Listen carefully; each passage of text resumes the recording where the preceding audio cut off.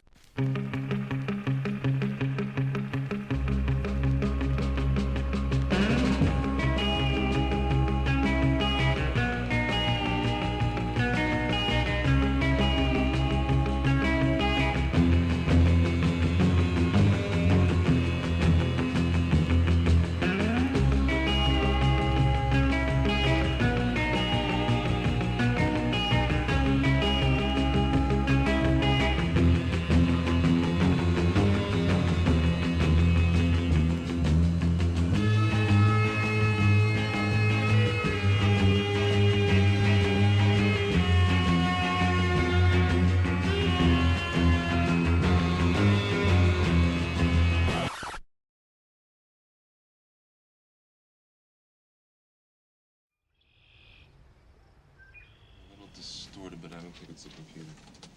Yeah, it's good shape, too. It's 5, 6 feet high, I'm guessing 9 feet long. Look at the What'd you do? He touched it. Dr. Grant's not mission compatible. Got it in for me. And look at the half-moon-shaped bones on the wrists. No wonder these guys learn how to fly. No, seriously. All right. Well, maybe dinosaurs have more in common with present-day birds than they do with reptiles. That doesn't look very scary. More like a 6-foot turkey. Turkey, Turkey.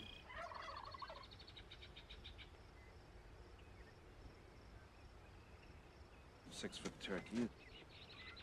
Turkey, huh? 6-foot turkey. Okay. Try to imagine yourself in the Cretaceous period.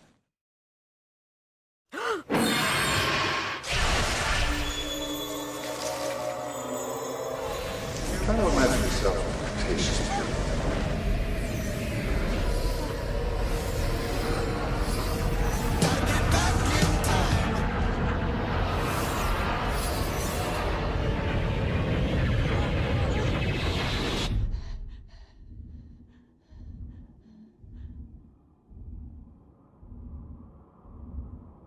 Imagine yourself in the Cretaceous period.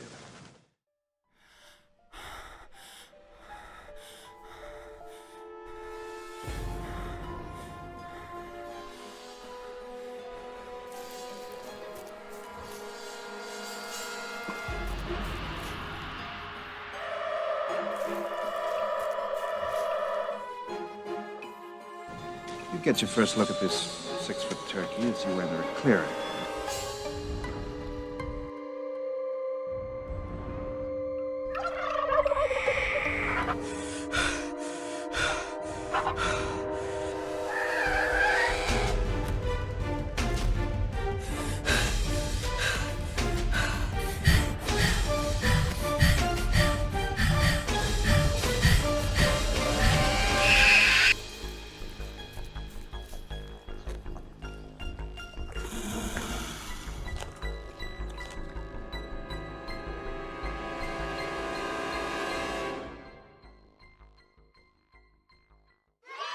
Well, hello, everybody, and welcome back to Paleontologizing.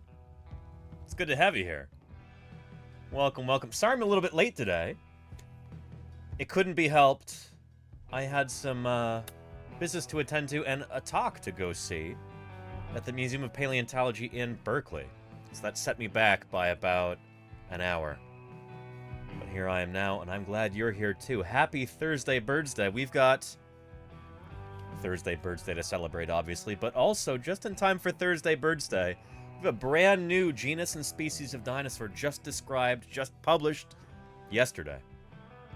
So we're going to talk about that too.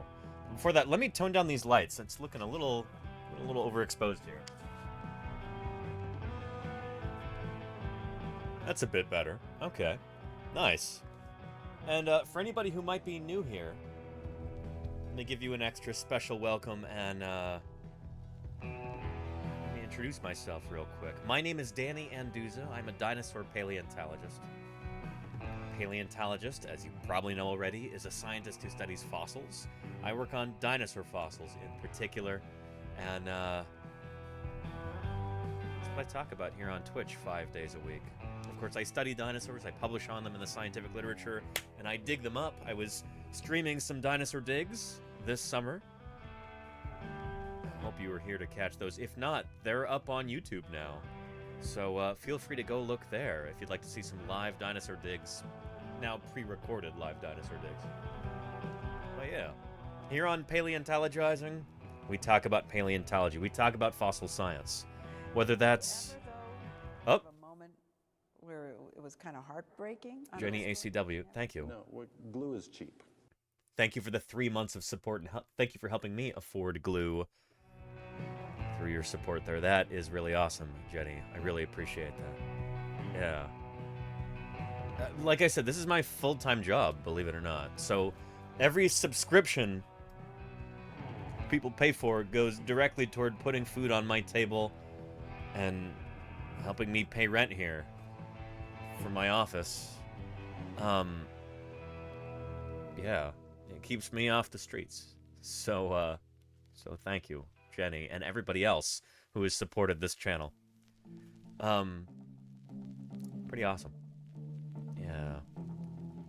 You can call me the world's first full-time live streaming paleontologist, and you'd be correct about that. Carved out a new niche for myself here. I don't think a scientist has ever, or a paleontologist at least, has ever made a living through live streaming before. But here we are. Thanks for helping me make that happen, everybody. We're gonna get into this new dinosaur in just a bit, and I'll show you what's on the 3D printer. Here's a quick glimpse of it. Oh, that's all you get for now. We're gonna be pulling that off, and then I'll be starting the second half of the skull. Man, it takes a long time, but it's gonna be really cool. Let's see who we've got here in chat. Kodali was first today, it seems. Or no, maybe Smorf was? Smorphosaurus, how are you doing? Welcome, welcome, Smorphosaurus. Kodali, what's shaking with you? Good to have you here, even before I started broadcasting. Ghostly Ghoul was first after I went live. How you doing, Ghostly? Howdy, howdy. Bet Medler, I dig those Styracosaurs. What's shaking with you, Bet Medler? Hello, hello. Claire Burr, thank you for being here. Welcome, Claire. Hope things are going well in your world. Arle is here, too. Tradoon to you, too, Arle. I hope you've been having a good day. It's good to see you. Saggy Iguana says, love these tunes. I'm glad, Saggy Iguana. That makes me smile. Yeah. I'm almost thinking I should turn down that light right there. Let's see if we can do that.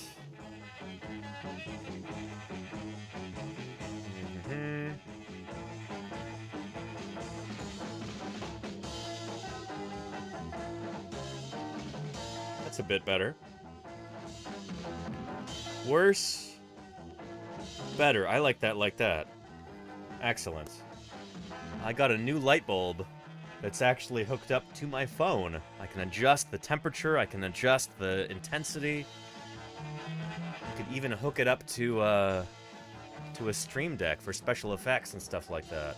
I like it a lot. It was kind of pricey, but I've got another one on the wish list if anybody would like to help me replace that light bulb or that light bulb. If you'd like to see some special lighting effects, then, yeah. Anyway, I've got big plans. I've got big plans, everyone. But we'll get to that later. Thagomismer is here. How you doing, Thagomismer? Welcome. Welcome. Texas Cryptid, what's shaking with you? I'm glad you could make it today. The Lenina, thank you for being here. One of our stalwart moderators. So far, I see Claire Burr and the Lenina here. Thank you, mods. The channel would not be the same without you, so thank you very, very much. And Lenina, I got your email. I will tell myself and you that I'll respond to it this evening. Thank you for your thoughtfulness. If you would like to remind me before the end of the stream, when we're wrapping up, to respond to it, that might help too. I'm notoriously bad at these things sometimes, but Lenina, thank you so much. Appreciate you, and it was a great idea. We're gonna run with that, I think. Gimpleg, what's shaking with you? It's good to have you here, Gimpleg. Hello, hello. Matt M33, welcome. Nello God says, new dinosaur update, fellas. Yes, indeed. Oh yeah, new dinosaur that we're gonna be talking about today in just a little bit. Can't wait. Oakleaf Wellness, howdy to you too. How are you doing? Relo Rolo, thanks for that heart. It's good to see you here. I think the feeling's mutual there, Relo Rolo. Welcome. Beats International says, Durder. How you doing, Beats? Howdy, howdy. Durder, says Charlie's Dragon. Oh, yeah. And found a really weird reptile. Very cool paleontologist, VA. That's awesome. That's down there in Virginia, right? Very cool. Very, very cool. That sounds exciting. Cheelzebub says, video from this summer's dig. Oh, not quite. You'll find those on the YouTube channel. Which is, right here.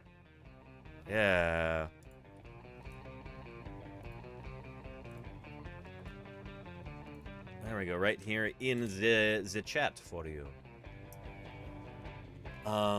Yeah. Jacob Neon, how are you doing? Welcome, welcome. Pipper Papper. Think of all the meat you could get off a 6-foot turkey, or more likely the meat it would get off of you, Pipper Papper. Shoot, I think that's kind of the point of the video. Ugh. Yeah. Clip to Malcolm yawning in a subway, like in the Lost World Jurassic Park, Steely Dan. I should totally make that an alert. How have I not thought of that until this point? I'm going to make a note of that right now on my alerts. Let's see. Ian Malcolm yawning in subway. Subway, the public transit, not the rest. You know, not the. Can we call it a restaurant? The sandwich establishment? Can you call them sandwiches? I think you can. Reagan Nation, how are you doing? Welcome, welcome. It's good to have you here. Ray Zilla says, new dinosaur, question mark, question mark. Yes, period, period. We're going to talk about it in just a little bit. Yeah. And let's see.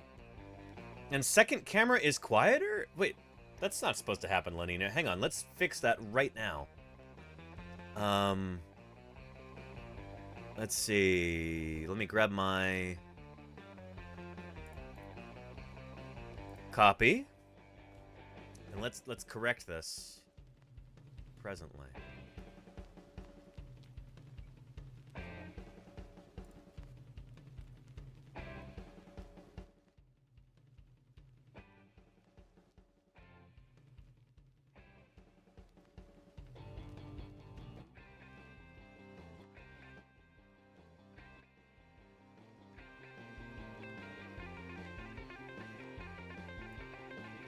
Now you can hear me. Is that better? Hopefully that's better. All right, excellent. So the sound should be the same here and here now, right? Is that working that way? Should be the same in both. Yeah. Second camera should not be quieter. It's all coming from the same mic. Fuzzes on the mic. Remove those. Yeah. Yeah. Lenina says, that's what I'm here for, Danny. I appreciate you, Lenina. Thank you, thank you. Holy cow. If I had the wherewithal, I would pay you with benefits, Lenina. Holy cow. Someday, you know, when we've got 20,000 concurrent viewers. Yeah. All the mods are getting a full-time job with benefits. Yeah. Yeah. And sounds good. Close enough. It should be identical. It should be literally identical. Because it's the same exact... It's the same exact audio source with all the same exact settings. But good to see you here, Dinosaur Dave. I hope you're doing well. Welcome back. Yeah. Similar but different. Really? Wave depletion? This might be the vagaries of OBS. That this would sound different from this? They should sound exactly the same. You know? Yeah. New health insurance. Oh no, Lenina. If only we were, you know, a real country that had, you know, healthcare for its populace. If only our government wasn't 16 different companies in a trench coat, you know? Anyway. I wouldn't want to make you move health insurance, Lenina. That's lousy. Yeah. And Fedorasaur. How are you doing, Fedorasaur? Welcome back. Fedorasaur says, OBS is weird sometimes, but it's fine. Okay. Good. I'm glad. I'm glad it's fine. And it sounds the same to me, says Lordy. Okay, good. Thank you, Lordy. Welcome back. I hope you're doing well, Lordy. It's good to see you. Because again, this is the exact same audio source I copied and pasted between different scenes. Here and here. Here and here.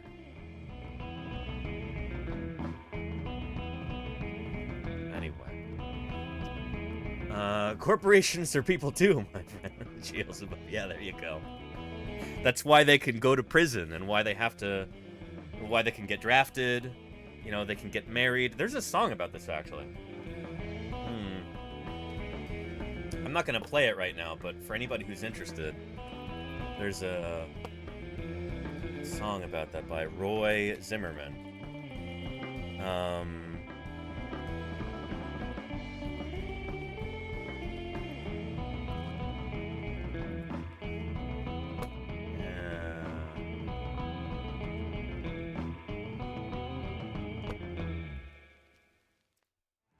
Is it here? I think it's here. Yeah. There we go. This is a great song. You should check it out. Yeah.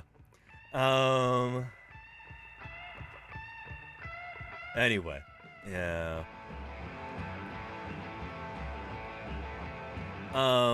Where were we? Oh, yeah. Why in the world am I late today? Well, chat, the reason I'm late today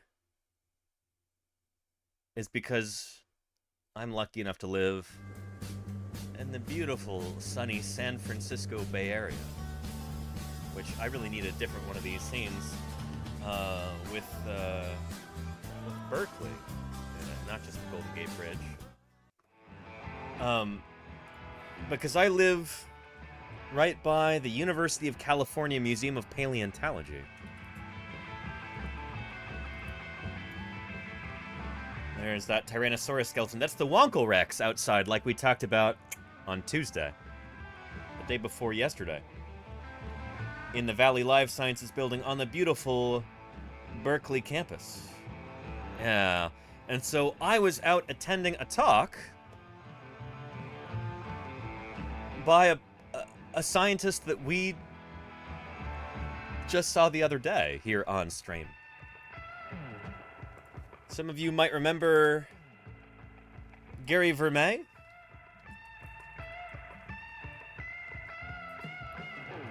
Yeah.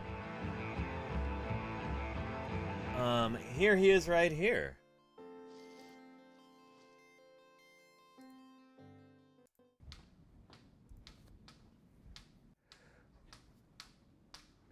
The pursuit of science is a lifelong passion in my case.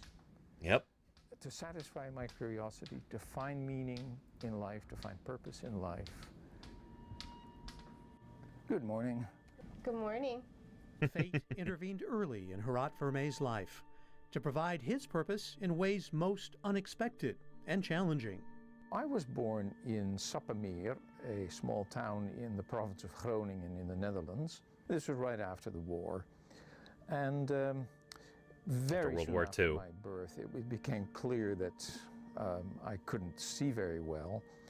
And so I spent a good part of the first 3 years of my life in the hospital, getting operation after operation. Hirat was diagnosed with childhood glaucoma and lost his sight at age 3. Yep. Had they not intervened, it would have meant swelling of the brain. That's the main reason the surgeon... It would have caused brain damage, yeah. ...to remove the eyes. He said it was always the right decision. Losing his sight caused Hirat to focus on his sense of touch, and from that grew his fascination with the natural world. Mm-hmm. I don't remember a time when I wasn't curious about the outside world. My parents were both really... Are you a Netherlander yourself, Red Bulwark? Are you from the Netherlands too? That's awesome. Well, Gary Vermeer has lived in the U.S. I think since he was a small child, or maybe later. I'm not sure, but very cool, Red Bulwark. We've got viewers from all over the world here. That's pretty awesome, and I really enjoy the Dutch accent. I mean, he kind of has his accent has been very much Americanized in the time since then. Yeah. avid natural historians. They love nature. They described Enoch everything. that rocks they a couldn't nice shirt. touch, He and they let does, me yeah. touch just about anything. And so this enabled me to get to know the world, of course. And it's also satisfied my curiosity. That's the thing about being a scientist. You are just eternally curious about the world around you. That's what drives science, is basic human curiosity. And so that's really cool to see here. At 10, I started seriously collecting shells and loving their scientific names and all the weird places they came from. And I was just enthralled. They were so elegant, so beautiful. Such wonderful contrasts between the outsides and the insides and so on. The shapes. I think we saw this video already, didn't we? this But it's a world. good video. Just a whole dimension of beauty I was unfamiliar with.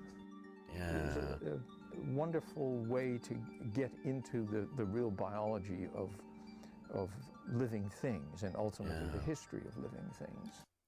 Very cool. Red Bulwark says, if only all adults still had the wonder and curiosity forever in them.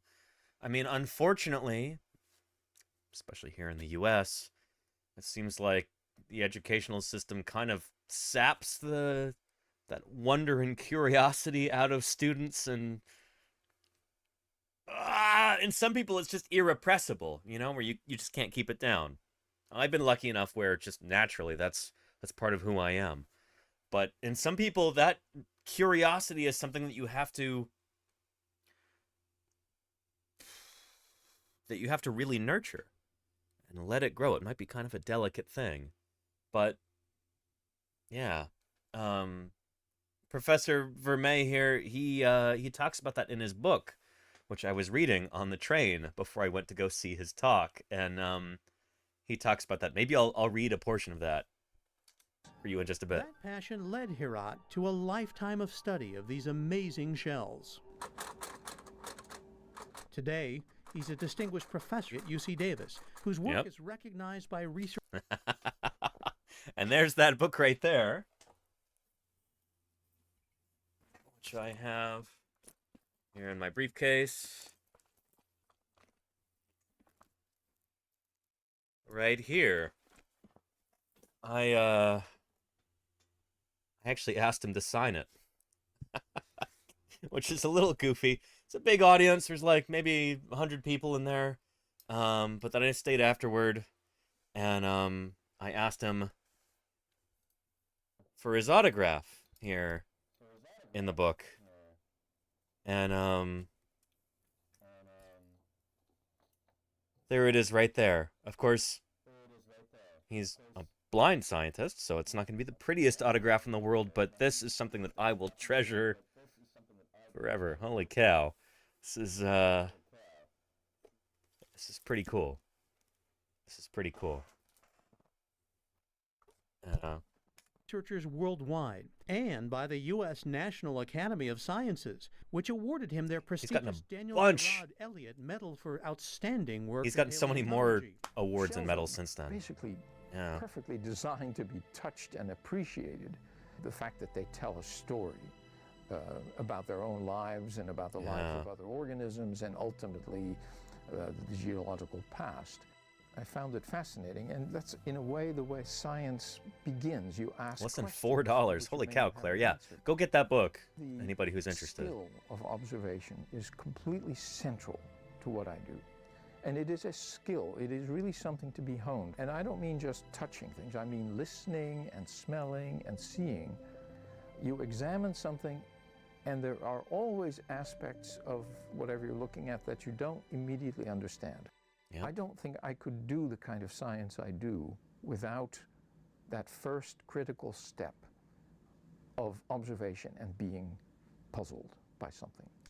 Yep, we were watching this same video, but, you know, we've got different comments, we've got different stuff coming in, different discussion here. Truckhorn, you make an excellent point here. I want to emphasize this as heavily as I can. A Truckhorn says, adult wonder and curiosity would probably be higher if there wasn't a worry about making rent and paying life-sustaining costs. 1,000,000%. Yes. This is the thing, is that any time that there has been, at any time in human history when there have been major scientific breakthroughs, when there have been incredible new discoveries that have happened, it's been because the people who were able to make those discoveries have already had their normal material concerns taken care of, you know? They have steady employment as university professors or museum scientists or, you know, whatever. If you're living hand to mouth, if you're in a situation where you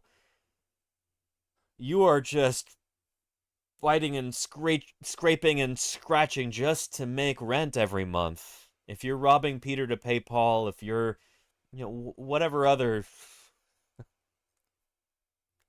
cliches or sayings or whatever, if you're really struggling to survive, you're not going to be able to make scientific discoveries like this.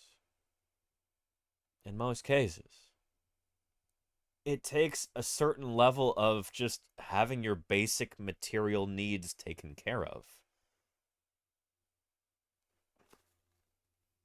You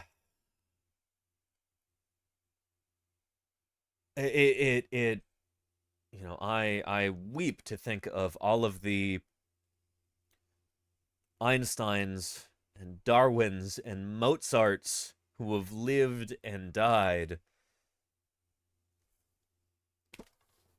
without ever having a chance to discover their potential because they're toiling in the fields, they're working in a factory, they're, you know, working in a toll booth somewhere or something like that, you know? They're working to enrich other people rather than, you know, working to find fulfillment in their own lives and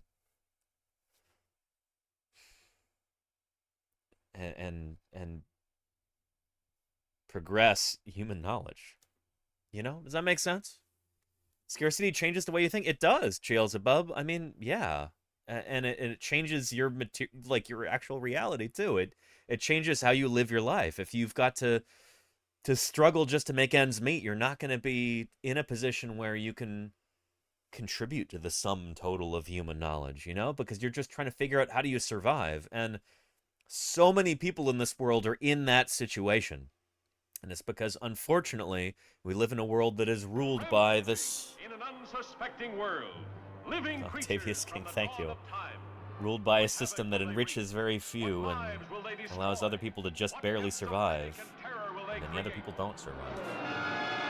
Octavius King, holy cow. Octavius_King and their 92 raiders have arrived to wreak some sweet havoc. Welcome, Octavius King. Howdy, howdy. How are you doing? Thank you for the raid. And welcome to Paleontologizing. It's great to have you here. How did your stream go? Welcome, Octavius. How are things with you and the rodentia?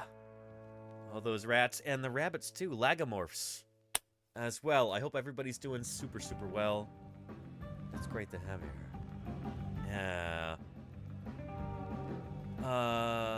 Lots of singing, Voltmong.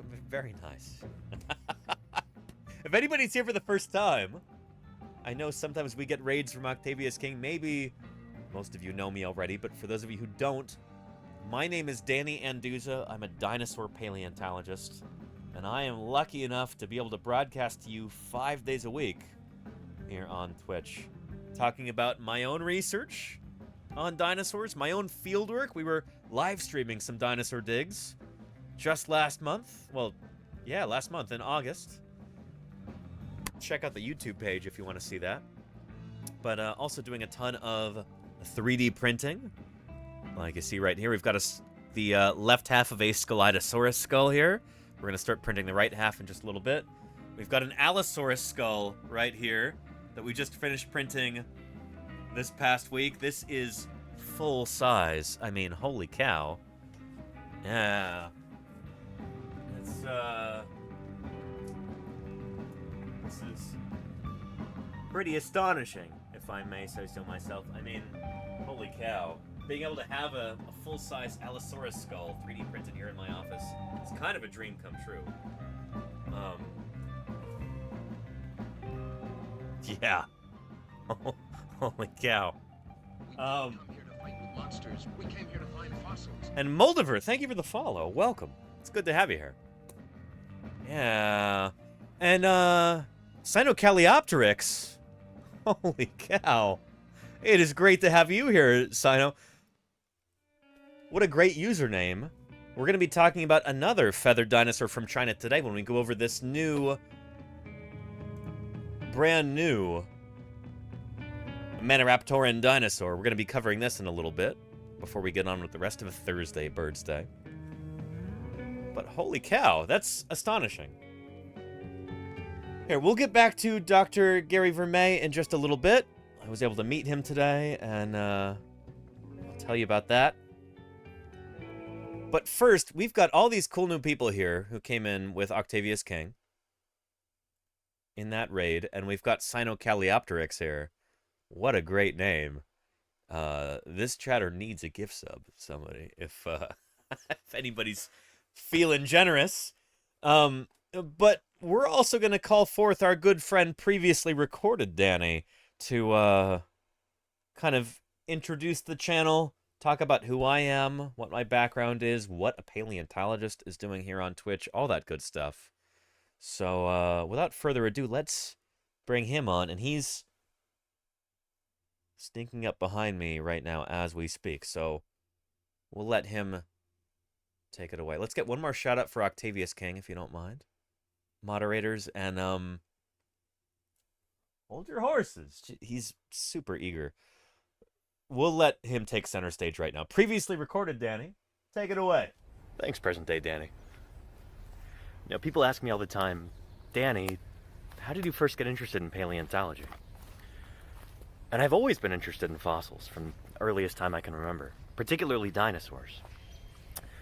My parents like to say that I decided I wanted to become a paleontologist pretty much the moment I realized I couldn't grow up to be a dinosaur. And believe me, I tried. I was born and raised in the San Francisco Bay Area, which is a lovely place to grow up. Except that we haven't got any dinosaur fossils here. So right after high school, I packed up and moved to Montana, one of the best places in the world to find dinosaurs. Just a couple days after I arrived in Montana, I started working at the lab at Museum of the Rockies and the paleontology program founded by Jack Horner. Jack's done a lot of amazing things in his career, but you may know him as the scientific advisor on the movie Jurassic Park. You consulted on that movie. I did consult on all those movies. And they said the guy, Alan Grant, was you. Yes. Yeah, well, fortunately, he didn't get eaten. But we wanted a credible resource that could back up several theories that we were sort of expounding. And one was that dinosaurs eventually evolved into birds. And even the word raptor means bird of prey. And that's something that Jack Horner believes in and could defend if necessary. And Jack Horner became our credibility. It was in this program that Jack built that I learned how to be a dinosaur paleontologist and how to think outside the box. I've done work at a number of other museums around the American West, helping to prep fossils, design exhibits, and educate visitors. I did a fair bit of eclectic fieldwork in various places, identifying and collecting early Cretaceous dinosaur tracks on the Idaho border, Sphenodontian fossils in the gravelly range of the Rocky Mountains, Cenozoic fishes in western Nevada, but most of my work out in the field was with Dr. Denver Fowler, who is now curator of the Badlands Dinosaur Museum. In all, I've worked probably a few hundred sites throughout the late Cretaceous of Montana, and the Hell Creek and Judith River formations, digging up dinosaurs. Lots and lots and lots of dinosaurs. And from time to time, that work has even garnered some media attention. Montana's news leader. 5 paleontologists are excavating what looks to likely be a new species of armored dinosaur. We found its head, we found parts of its armor and plates, and so it should be a new species. And much like my fieldwork, my research focuses on dinosaurs. I'm particularly interested in their behavioral functional morphology. these bizarre anatomical features that certain dinosaurs had, I want to know what they used them for. Right now, I'm working on a study on Spinosaurs. Alright, but don't ask me too much about that because it's still a project in the works and I can't give away too much just yet till it's published. But anyway, a couple years ago I realized that things were definitely headed downhill in Montana. So I packed up and headed back to the West Coast. And I've become kind of fed up with all the bullshit in academia, so I found myself another job. I am now a teacher in early childhood education. And let me tell you, it's been a natural fit since day one. Now, given that I get to design the curriculum, my students now know more about biology, classification, and the history of life on Earth than most adults do. I've been helping raise a new generation of young scientists. Then, coronavirus hit. In mid-March, when all the schools shut down in San Francisco, I started holding classes over Zoom, and we picked up right where we left off. 1, 2, 3. I love digging in the dirt with just a pick and brush. Finding fossils is my aim, and so I'm never in a rush because the treasures that I see are rare and ancient things, like Velociraptor's jump or Archaeopteryx's wings, and all the kids who wanna see them lining up at our museum. I am a paleontologist. That's who I am, that's who I am, that's who I am. I am a paleontologist. That's who I am, that's who I am, that's who I am. That's who I am, that's who I am, that's who I am. That's who I am, that's who I am, that's who I am. I realized that I really enjoy teaching remotely. So back in May, I decided to try streaming on Twitch. And here we are. This is my passion, and now I get to share it with you. And what could be cooler than that? I believe that scientists ought to be public servants. Ultimately, it's our job not just to make scientific discoveries, but to teach the public about them. That's exactly what I want to do here. Now, because of COVID-19, this will be my first summer in almost 10 years with no fieldwork. I'm trying to look on the bright side, though. It's not all bad. At least I have more time for outreach. And I've got plenty of cool stuff to work on. And if you could throw some support my way by subscribing, I'd be incredibly grateful. So anyway, if you are new here, you should be pretty well clued in by now. And I'm glad you're here. I hope you're having a good time. Anyway, let's see what present-day Danny has cooked up for us. All right, present-day Danny, back to you. Well, thank you very much, previously recorded Danny. And of course, thank you even more to our friend Octavius King for that incredible raid. I appreciate that, Octavius. Welcome back. It's good to see you here. Yeah. So, anyway, if any of you are not yet following Octavius King, you might want to reconsider that. Of animals that have ever appeared on this planet. Sinocaleopteryx. Welcome, welcome to the channel. It is great to have you here. I hope you stick around. How did you find the channel, by the way, Sinocaleopteryx? I would love to know. Yeah. If you wouldn't mind sharing. It'd be useful information for me. But welcome. Let me know if you've got any questions. Anyway, Octavius King, for those of you who are not familiar with her, she does streams here on Twitch with a whole cast of different mischievous little mammals. Rats, and I think a rabbit now, too. Pretty cool. So, if you like fuzzy little mammals, check out Octavius King. No expense. And Truckhorn, thank you for that. Thank you very much, Truckhorn. I really appreciate it. Watched some of your VODs, and they were super interesting. So you found me through YouTube, Sinocaleopteryx? Is that what you're saying here? Because that would be super useful information to me. If you found me through YouTube, that means that's a viable means of reaching new people. I did find you on YouTube. Yes! Excellent. That's good to hear. See, Claire Burr, thank you, Claire Burr, for your hard work in getting those YouTube videos uploaded. The VODs from the summer and everything. Good stuff. Yeah. Anyway, another thing, Claire just sent me this. Another postcard thing in the... Yeah, shoot, I could totally use this, Claire. It is nighttime, but it's beautiful. Berkeley is beautiful in the nighttime. Yeah, I could use this. Very nice. Thank you, Claire. Thank you. And Bradenton says, since I found Dengus from his Prehistoric Kingdom review video. You found who? Whom did you find? Bradenton? Cool. I should probably expend some more effort on the old YouTube, I suppose. If it helps cool new people find the channel like Brandington and Sinocaleopteryx. Yeah.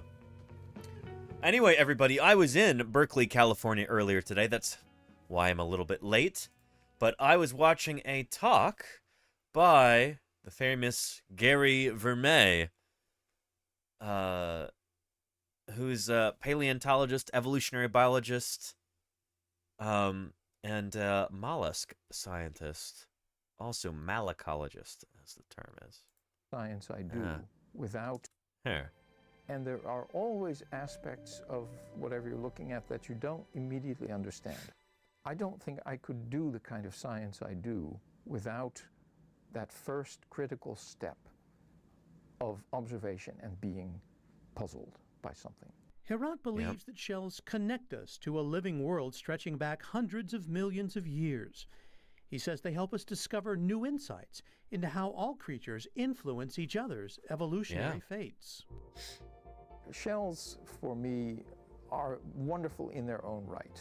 I love them, I study them. For me, they are a way of approaching large questions about evolution, about ecology, even about human history. So shells for me are, in a sense, a window on the world. I can look at a shell 100 times and still see something new in it.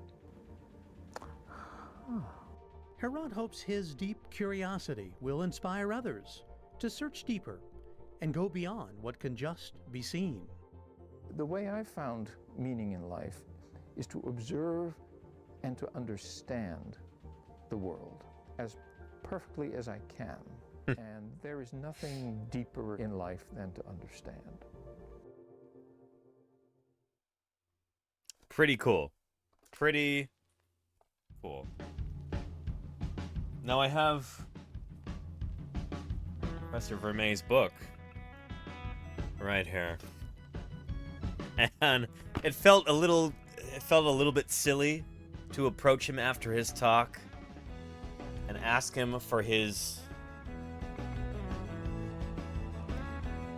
autograph on this book, asking a Hope he tells me you're one of these archaeologist fellas. Oh, holy cow. Mark, actually, I'm a paleontologist. Oh. We dig deeper.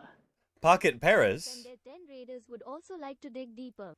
Welcome to Paleontologizing. How are you doing? It's good to have you here. Humpdeezy, welcome, welcome. And Pocket Paris was doing something called Lost Eden. Well, well, well.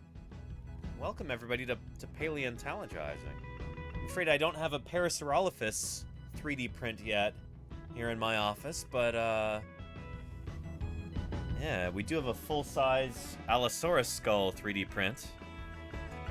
Pocket Paris, it's good to have you here. How did your stream go? Tell me about it. Welcome to Paleontologizing. Holy cow, but we do have some Parasaurolophus emotes. Yeah, there we go. I've got some right there. We'll probably have a bunch of different Hadrosaur emotes at some point, but right now Parasaurolophus was the first one that we went with. Yeah, very nice. Good stuff. And Smorphosaurus has got some Parasaurolophus emotes, too. Parasaurolophus seems to be a fan favorite. What a cool dinosaur. Maybe not in the pantheon of, like, super popular dinosaurs. Thank you, Fedorasaur, for that. This is their first gift sub in the channel. That gift sub there. Fedorasaur, thank you very much for gifting Pocket Paras. Excellent. Yeah. Maybe an Iguanodon thumbs up emote someday? That could work, Brennington. I like that. The bone wall is so thin, it's about the same dimension as the wall of a dirter. A dirter is one of those things you get at the end of the paper towels, the cardboard thing in the middle, you go dir. Well, that's what this thing is like. Yep. Dirter. Reverend Twitch, thank you for the 9 months of support. Thanks for keeping me here on the air for that long. Really appreciate that. I just saw Kevin Padian 2 days ago in Berkeley. And I was talking with him about his role in the Kitzmiller versus Dover trial back in 2005. I asked Kevin Padian if he might be willing to do an interview here on Paleontologizing to talk about his role in that really important trial for science education. And he said, I'll see why not. So we'll have to see about that.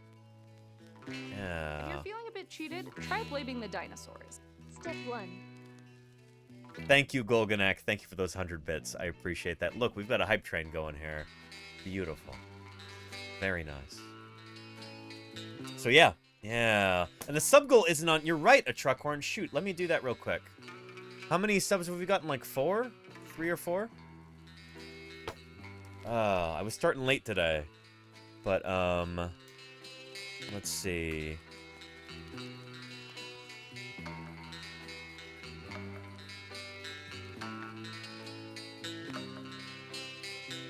Thursday Science Outreach sub goal.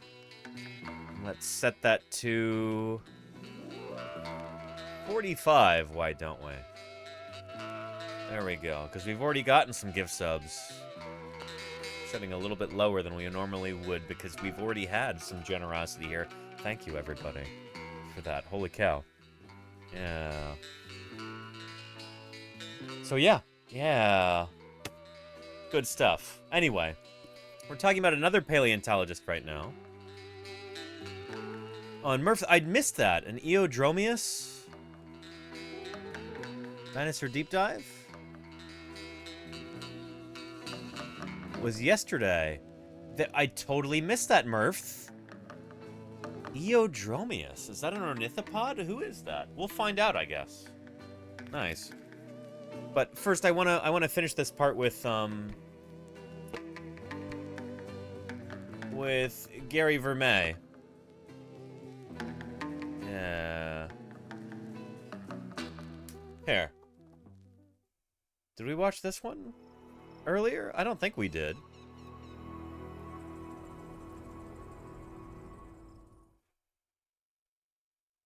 Yeah.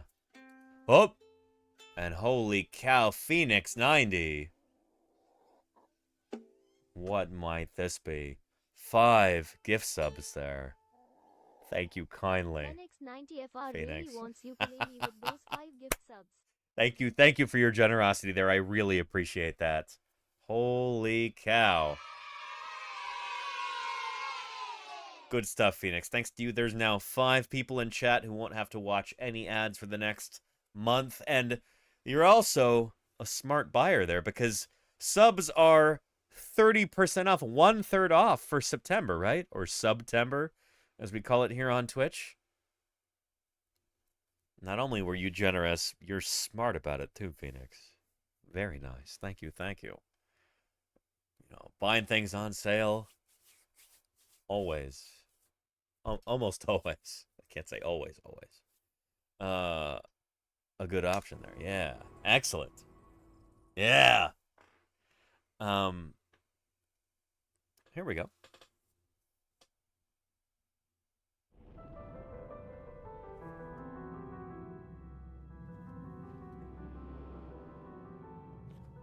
And gift subs are not discounted yet? Oh, shoot.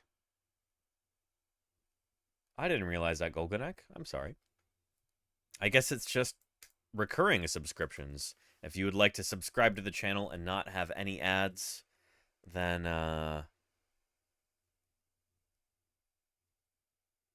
yeah. Well, if you'd like to subscribe yourself, if you're watching right now and you're going, hey, I like fossil science. I like the history of life on Earth. I like dinosaurs, maybe, in particular. Or I like some other group of fossil critters, be they fossil plants, some kind of awesome invertebrates, maybe some kind of invertebrate that's not dinosaurs. And I would like to be able to watch these streams in the future and not have to pay for it. Well, and not have to watch any ads, excuse me. And I'd like to pay to support this channel. Well, you can do that now, and you can get a discount with September.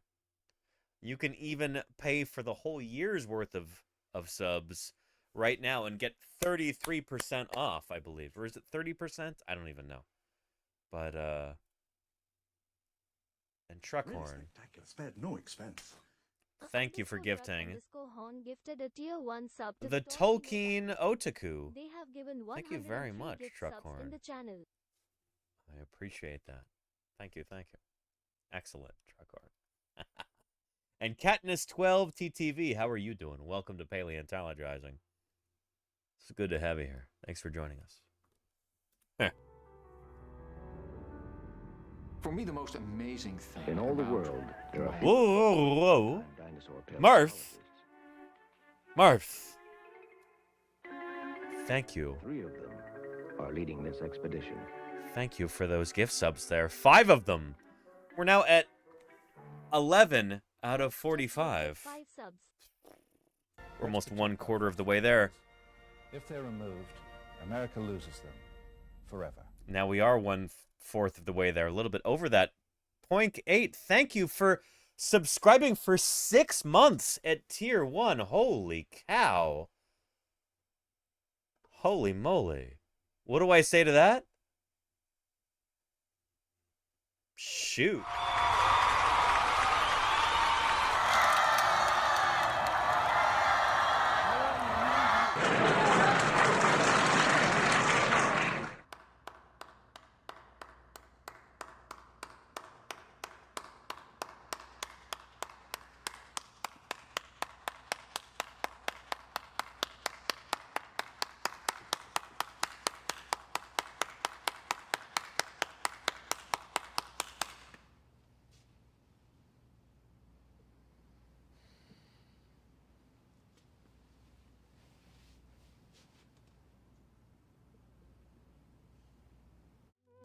Really appreciate that. Holy cow. 0.8.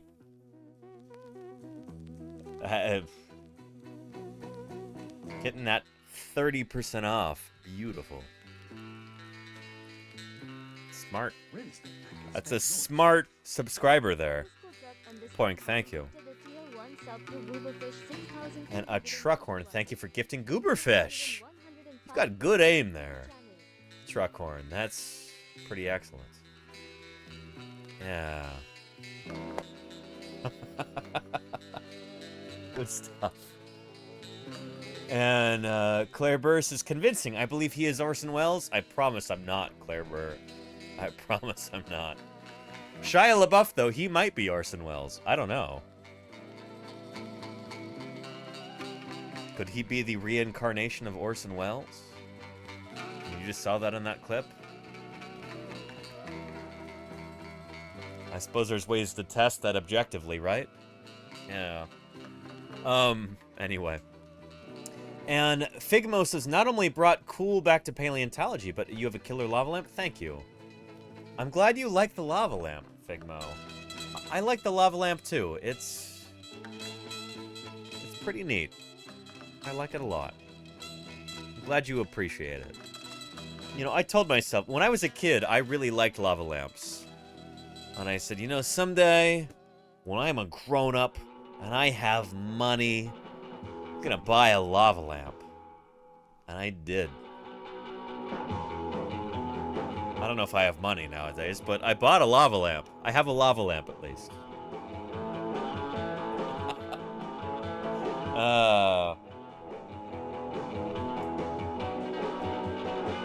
Yeah. And yay for Shan says, I just watched the review video you did of Prehistoric Kingdom. It was really good. Have you done that for any other dinosaur games like The Isle or Ark? I have not, yay for Shan, no. But wait, you watched that video and then that brought you here? Welcome. If that's the case, holy cow. Welcome to Paleontologizing. I hope you enjoy being here. I'm not much of a gamer, you know? I think like I say in that video, right? And you were already here. Oh, okay. Oh, never mind. Yay for Shan. No. But maybe I'll do a review video for... Let's see what other dinosaur games come out. I don't know. Shoot. Yeah. I was just given... I had a bunch of dinosaur games gifted to me by a wonderful supporter here. And I'm not much of a video games guy, but maybe we'll play some of those in the nearish future, you know? Why not? Shen says, I played The Isle a lot and have wondered how accurate the dinosaurs are on there. Ooh. That might be interesting to do a rundown of that. It's an interesting idea. Yeah.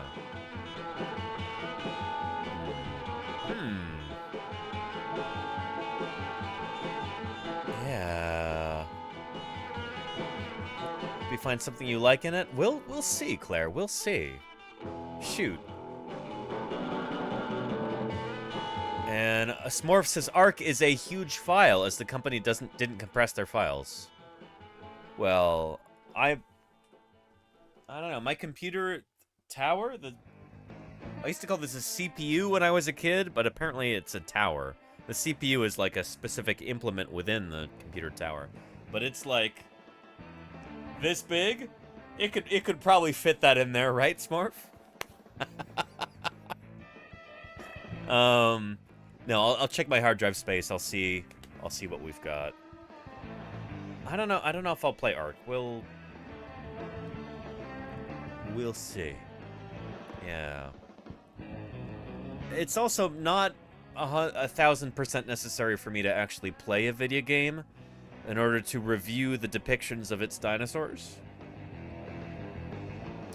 Like when Prehistoric Kingdom came out, I hadn't really played it at all, I don't think. Or maybe a little bit. Maybe I took a little bit of footage before I made that review. But if we're talking about the, you know, the depictions of its dinosaurs, like, here's, Scelidosaurus in Prehistoric Kingdom.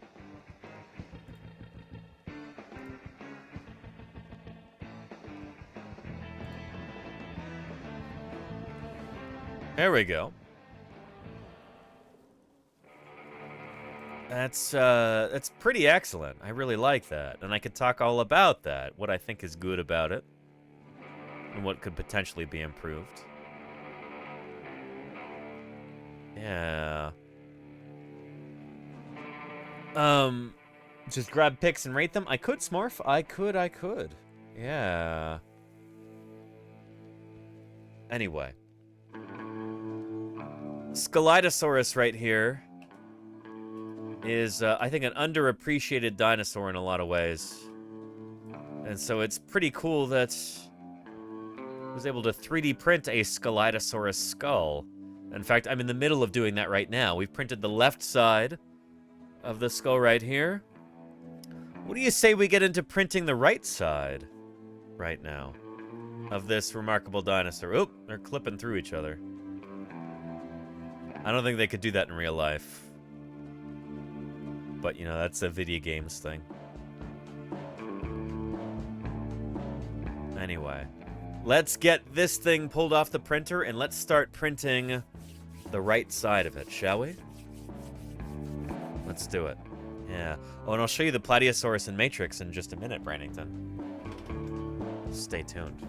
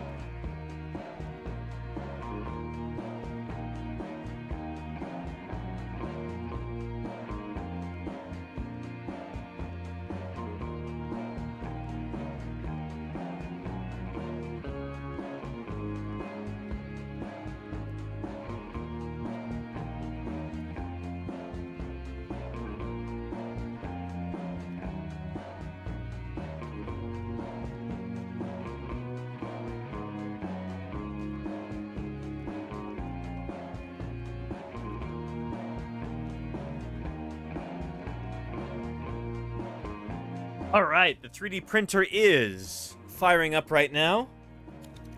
And we'll be printing the other half of our Scelidosaurus skull here. This one is going to require some work in order to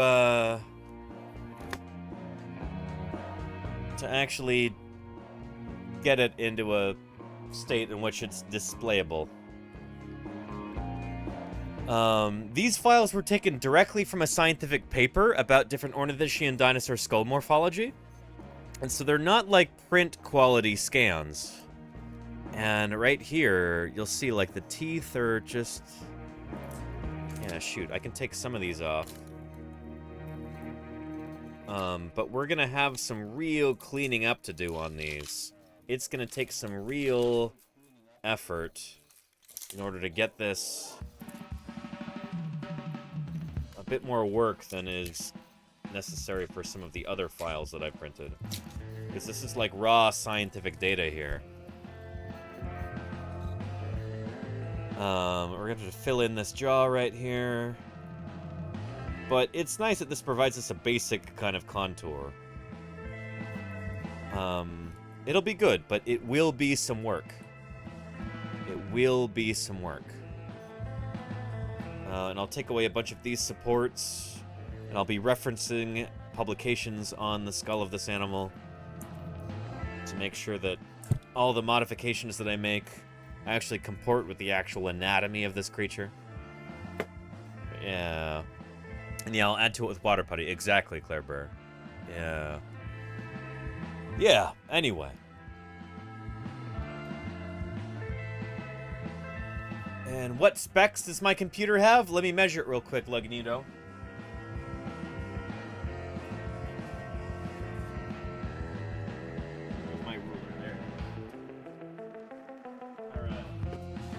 It is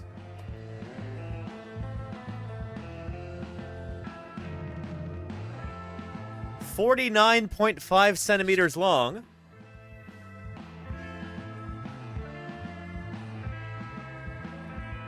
By 20.7 centimeters wide.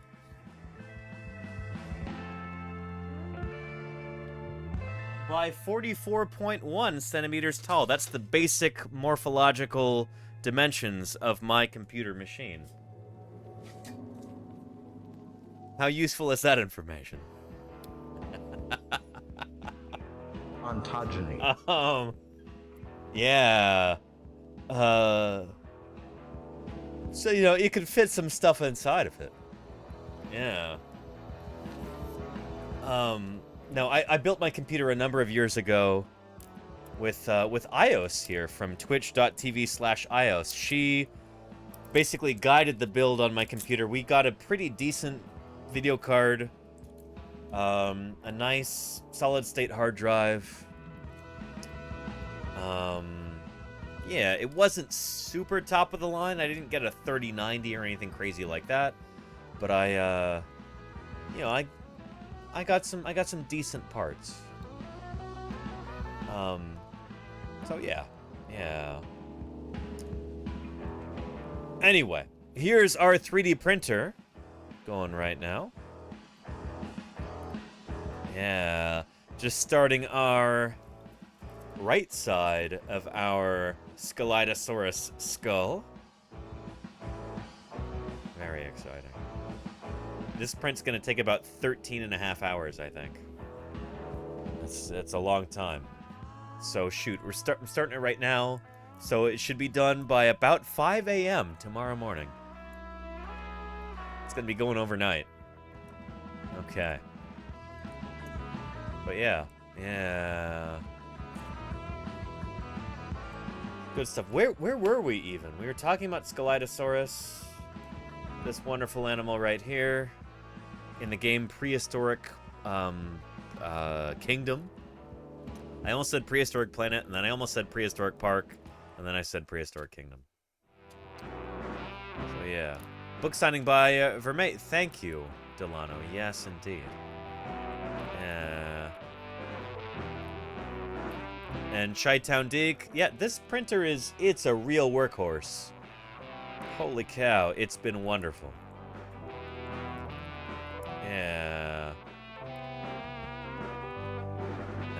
Good stuff. Good stuff. Well, somebody was asking about our Plateosaurus skull. We just assembled this fully yesterday, and now it looks like this. Yes, indeed. Very excited about that. Yeah, I'll be painting this, well, after I put some water putty in between the seams, after I do some smoothing and all that good stuff. But, very excited about that. And we'll have a Plateosaurus to show off on stream. You know, well, we already have it to show off right now, but it'll be painted. Yeah. We're basically going to be running the printer almost 24/7.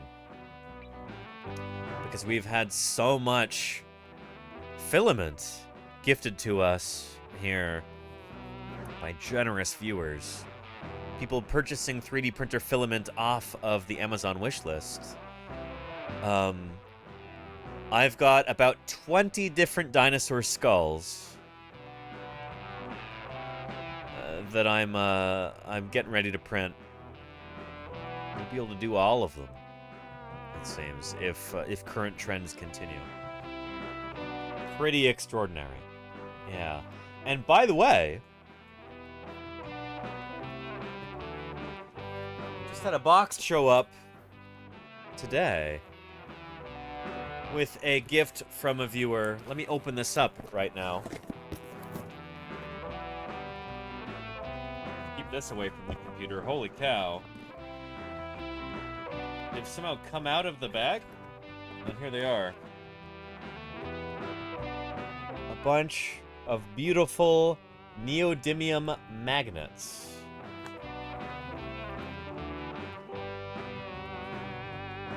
Provided us.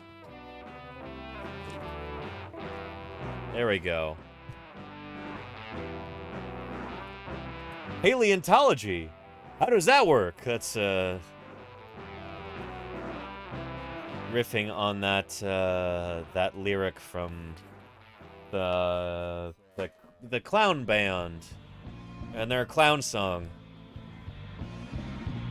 Magnets, how do they work? Yeah. Thank you, Ilium Works. We'll be using these for... Boy, that's cool. For an upcoming print, a series of upcoming prints, actually. Gonna be printing 2 skulls here.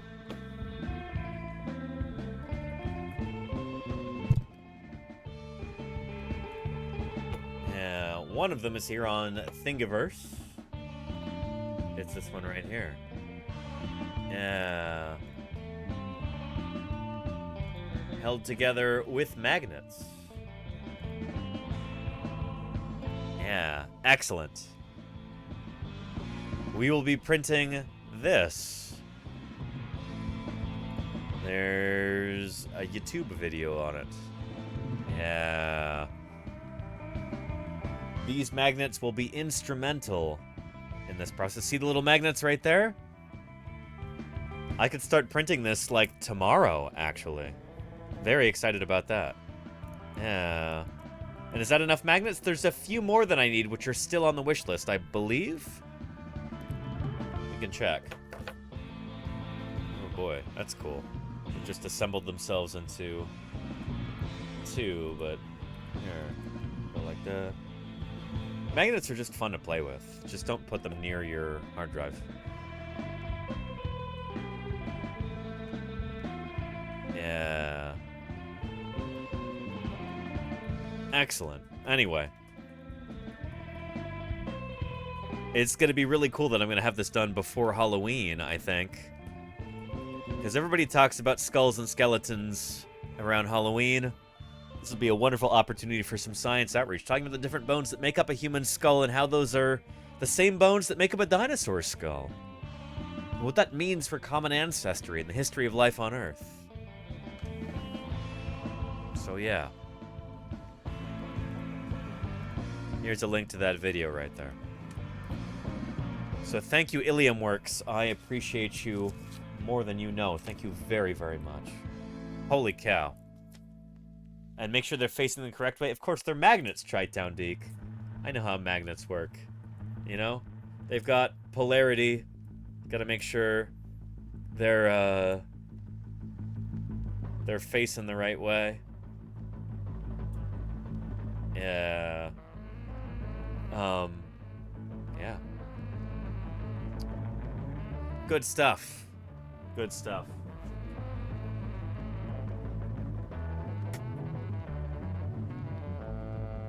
I stuck those on the vent in here in my office, because that's where I keep my magnets. But I'm excited. Let's see if... Are those other magnets still on the wish list?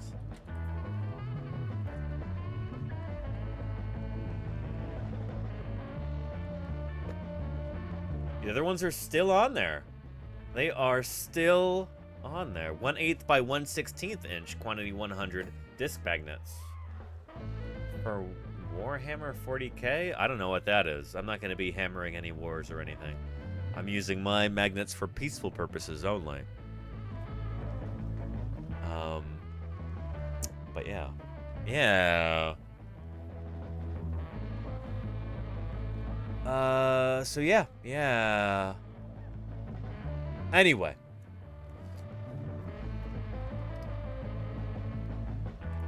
Let's go ahead and, well, let's check on our 3D printer. Seems to be, let me go look in person. Let me make sure this is going on.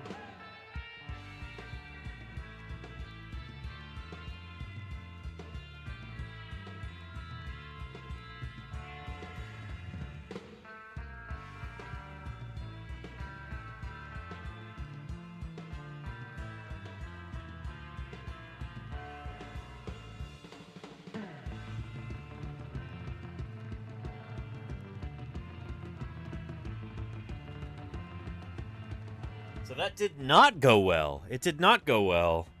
It was like failing to extrude properly, and sometimes this happens, especially if the printer's been sitting for a while.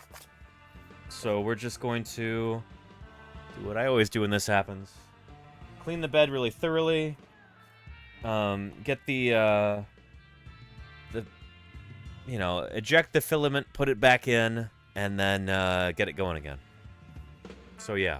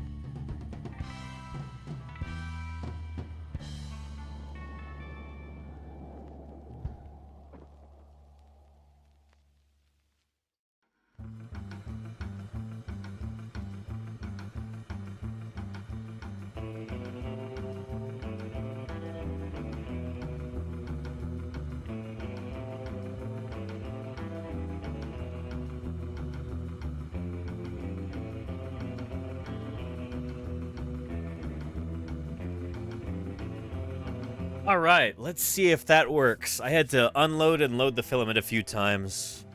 These things are a little finicky. Occasionally, you just have to kind of go with the flow, you know? So, yeah.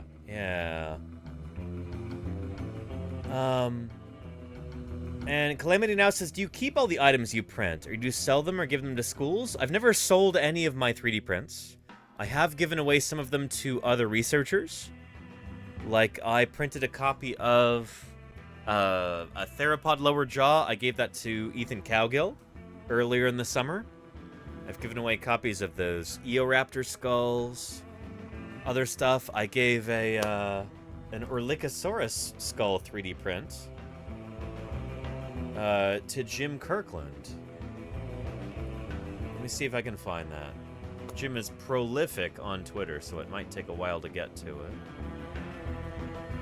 Oh boy. Twitter's updating their terms of service and privacy policy. Oh. Goodness. How can things get worse?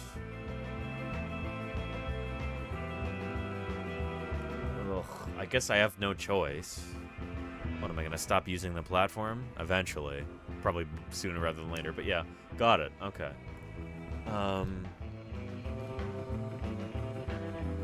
There we go. There's Jim right there. And let's just scroll down until we get to, like, last fall. But I sent Jim an Orlichosaurus skull 3D print.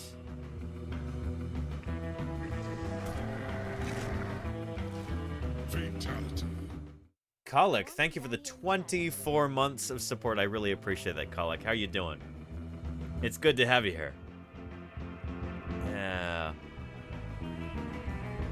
So Jim Kirkland described the 2 different genera, species of Therizinosaur that are known from Utah, both Nothronicus and Falcarius.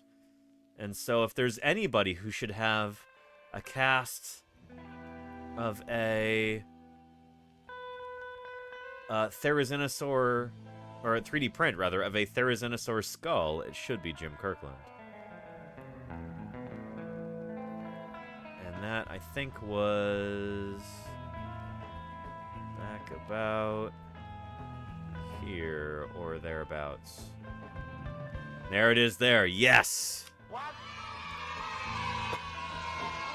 He says, Danny Anduza at Paleontologizing helped our excavation work in the Dolingsbowl bone bed for a few weeks this summer. That was last summer. I was back this summer, too. He sent me a beautiful high-res rapid prototype life-size reproduction of the best preserved Therizinosauride skull. Orlichosaurus. I think I'm in love. Thanks, Danny. So there it is right there. Yeah. Yeah. Love that photo. Ah, it's so good.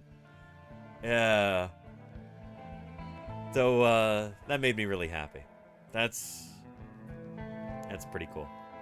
And after some conversations today at the museum, I might be doing some more 3D printing for some other paleontologists in the near future, too. So stay tuned for that. It's gonna be cool. And does this look good or does this look bad? It doesn't look great. Shoot, let me check. No.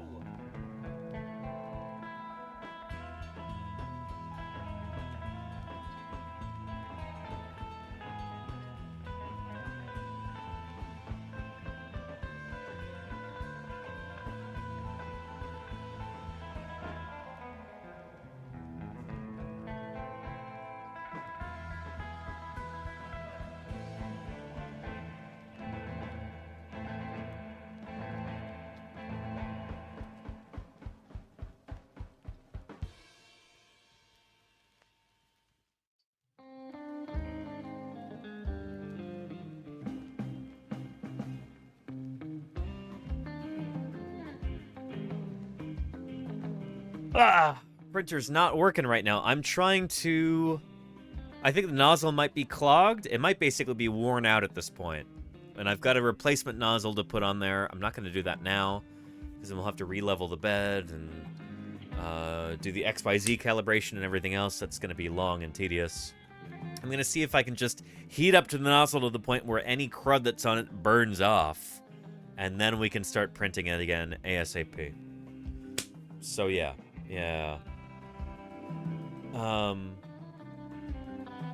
Anyway. Yeah. And Delano says, could this mean the previous print did not finish correctly either? No, the issue with the previous print is the particular model that they had on there, like the file itself, was not really set up properly for 3D printing. So there's a lot of detail and, frankly, a lot of layers that are missing, and I'm going to have to fill these in manually with some water putty. Just, you know, put that stuff on by hand and use some publications as reference in this to make sure that everything's scientifically authentic. This is part of, you know, expertise as a paleontologist. It's where that comes into this, you know?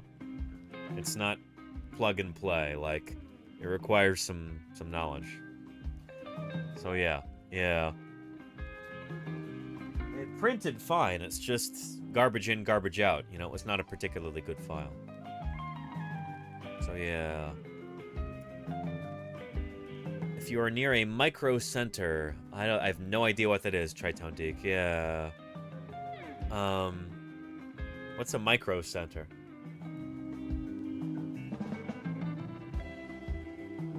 Usually in this situation, I'll just heat up the nozzle really, really hot, flush it out like that, and yeah. Let's check on it.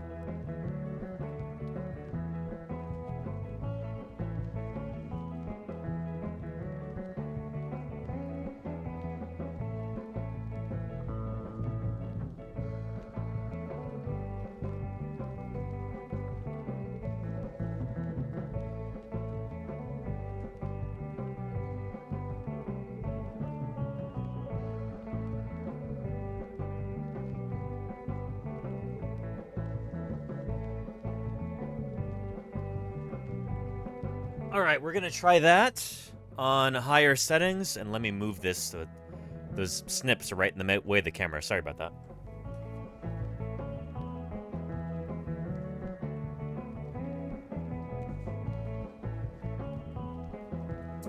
But hopefully it works this time. Seems like the nozzle is clear. Cross your fingers that we get a good first layer here. Yeah. Anyway. Yeah. And Tri-Town Deke, I've never heard of Micro Center.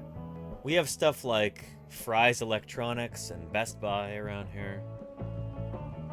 And a lot of smaller retailers. There's a lot of smaller retailers in the Bay Area. Not a lot of big box stores, honestly, which is often good. Yeah. And Micro Center equals Fry's Electronics, even those don't exist. Interesting, BGB man. Appreciate that. Welcome, BGB. Good to have you here. All right, cross your fingers that we get some good extrusion here. Oh, that looked bad.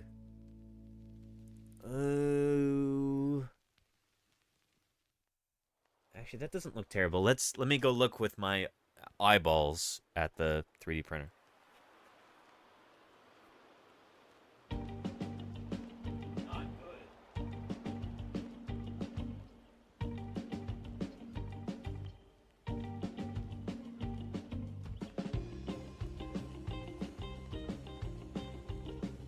Not good. It's just not working right now. I'm gonna have to do some fiddling with this after stream today. See if we can troubleshoot it. I might just need to change out the nozzle, because we may have just worn this nozzle out. That happens after a while. After a few thousand hours of printing, a nozzle tends to wear out. And after printing this entire Allosaurus skull,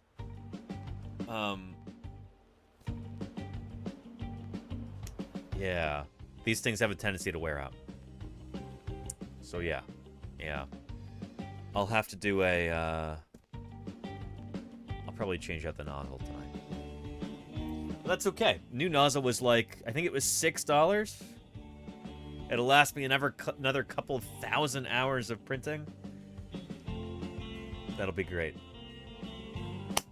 So yeah. The Allosaur and the other skull. Yeah, and multiple skulls, Jody Fish. Yeah. Allosaurus. Gladiosaurus. Right here. And half of a Scelidosaurus. Not too shabby.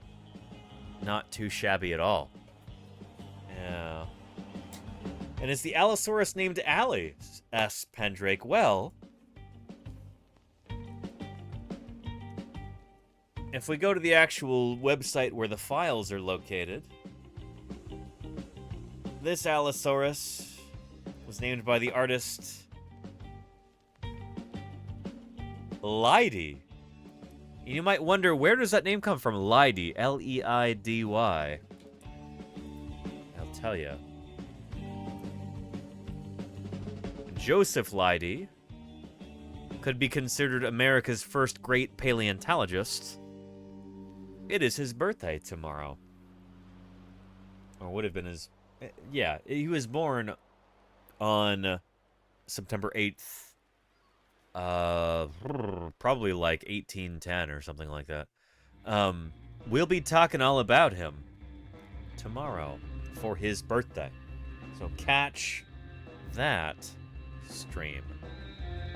We'll be talking about Joseph Leidy and his publications on dinosaurs, his advocacy for early American paleontology, and the various dinosaur taxa which he described and named, including everyone's favorite troodontid, Troodon, aka Shredoon. So yeah, there you go. Anyway, tune in tomorrow for that. That'll be a lot of fun.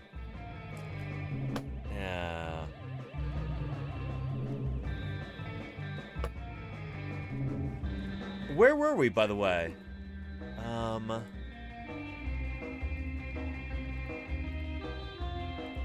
yeah, we were talking about Gary Vermeij and Vermeij. Ontogeny. Let's get back into that, and then later we'll get into our new dinosaur and Fossil Friday. Is I suppose their sheer beauty.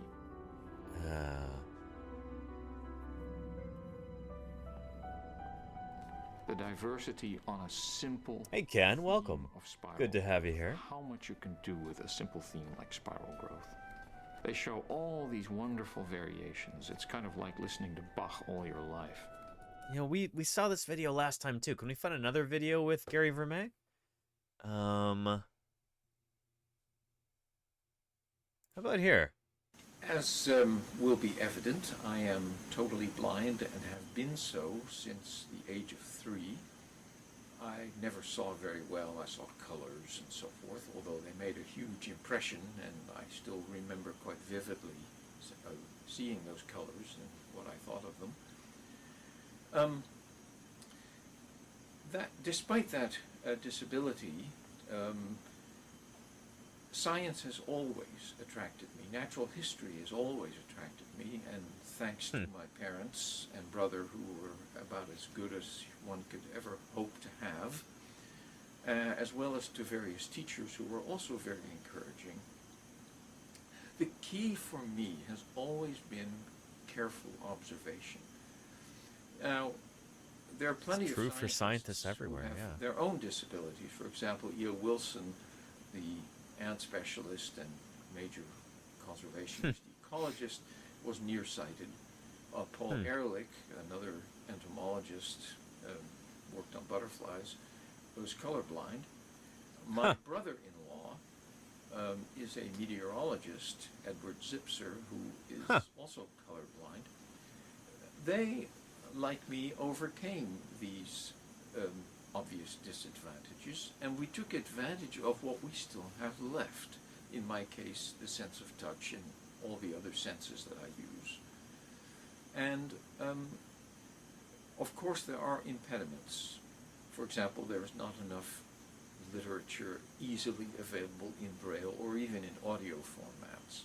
Yeah, shoot. But you have to find mechanisms to overcome this. But most importantly, you have to use your own senses and to gain a sensory picture of the world as you perceive it. In my case, of course, that is touch. And I've taken advantage of that by discovering all kinds of features of shells that others who are sighted have overlooked, or just simply never bothered to record. It's an entire question, however, of careful observation with one's brain in gear. And there is no reason in the world why people with disabilities can't do that, despite their limitations. All you have to remember is that everyone has limitations, and we all have to overcome them. There you go. Yeah. Gary Vermeer.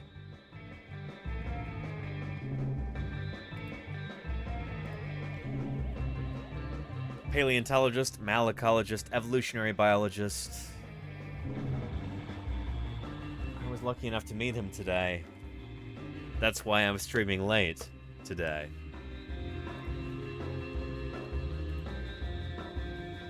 I took the train over to Berkeley, California.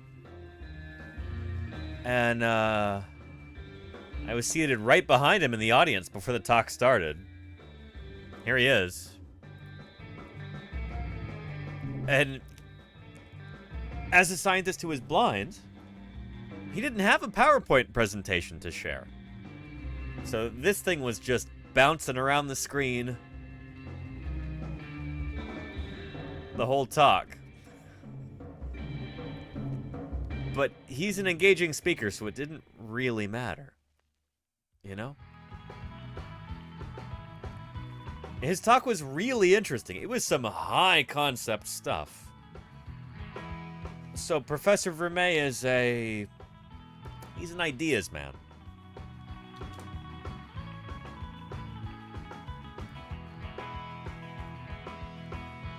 And his talk was entitled Machiavelli and the Fossil Record, Power and the History of Life.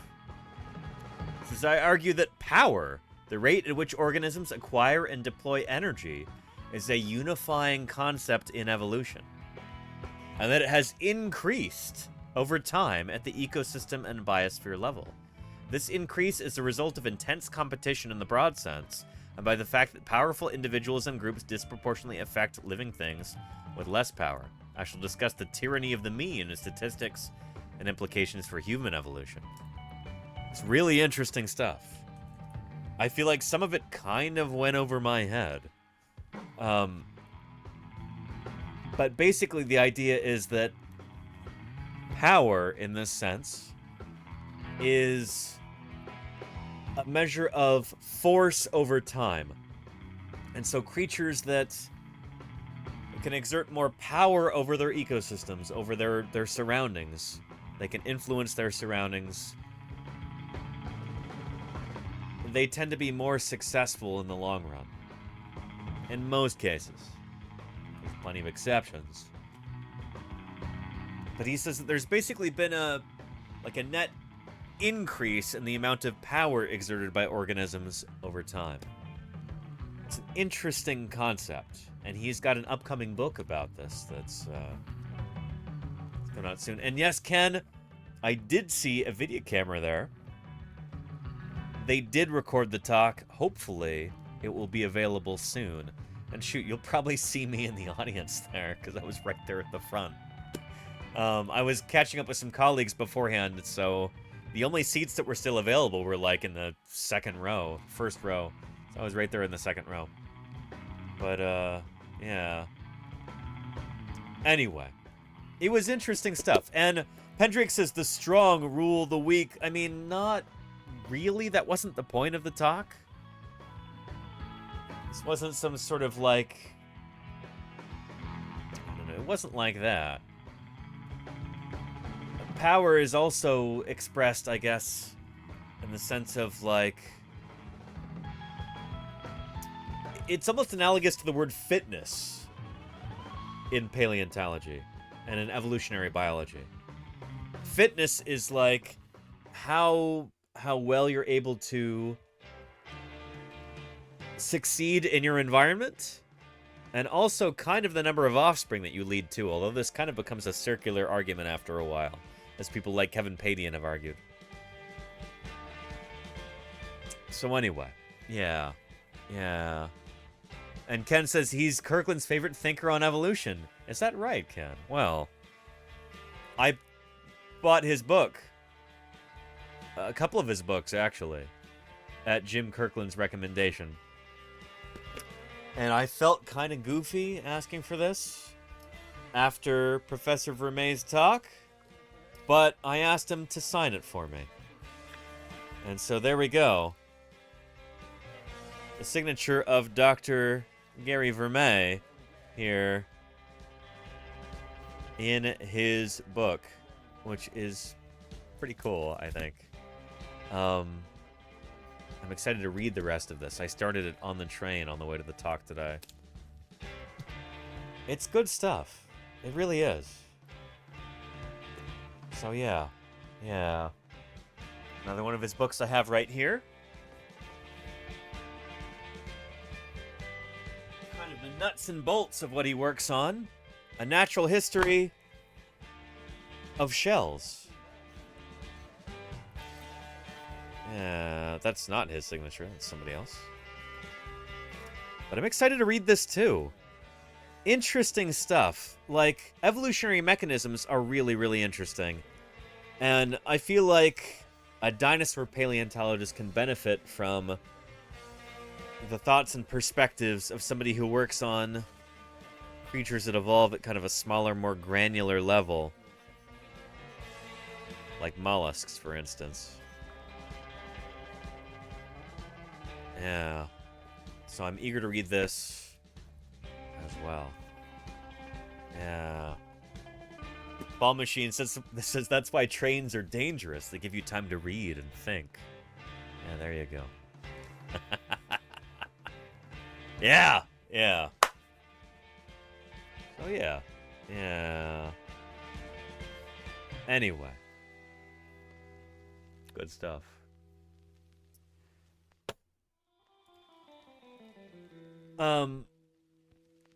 We have got a brand new dinosaur to cover today. And we're going to get into that before we get into Thursday Birdsday. And Draconic Raptor, how are you doing? Welcome. It's good to have you here. We're going to be covering a brand new genus and species of dinosaur just described yesterday on September 6th.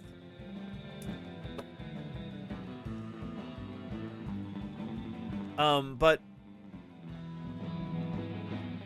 well, shoot, maybe we run our Thursday Birdsday makeshift video intro before then. What do you say we do that? And it'll give me a chance to go run to the little paleontologist room. Also, I will be right back. And hey, Moohoodles, yes, new dinosaur hype. Yes, indeed. Before we get to that, let's run this. Well, you know what? Shoot, maybe we'll do the... Yeah. Nah, we'll do this one. We'll do the Tradoon one.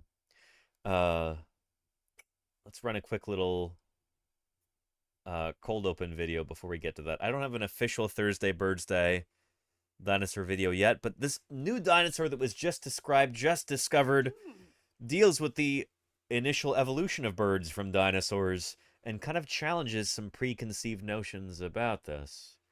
So we'll be getting into that. But anyway, here's a quick little welcome video while I run to the bathroom. Here we go.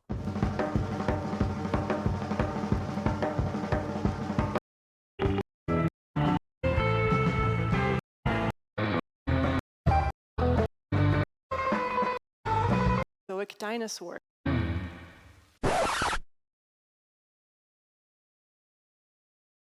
We now recognize that birds are dinosaurs. What I study is the long, deep evolution of birds from Mesozoic dinosaurs. The very concept is unimaginable.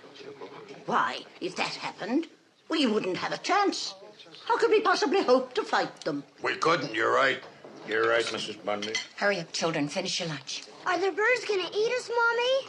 Birds have been on this planet since Archaeopteryx, 140 million years ago.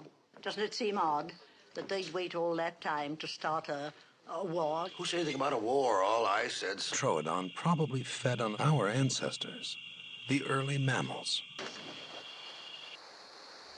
It is the most intelligent, adaptable, and successful hunter on the planet.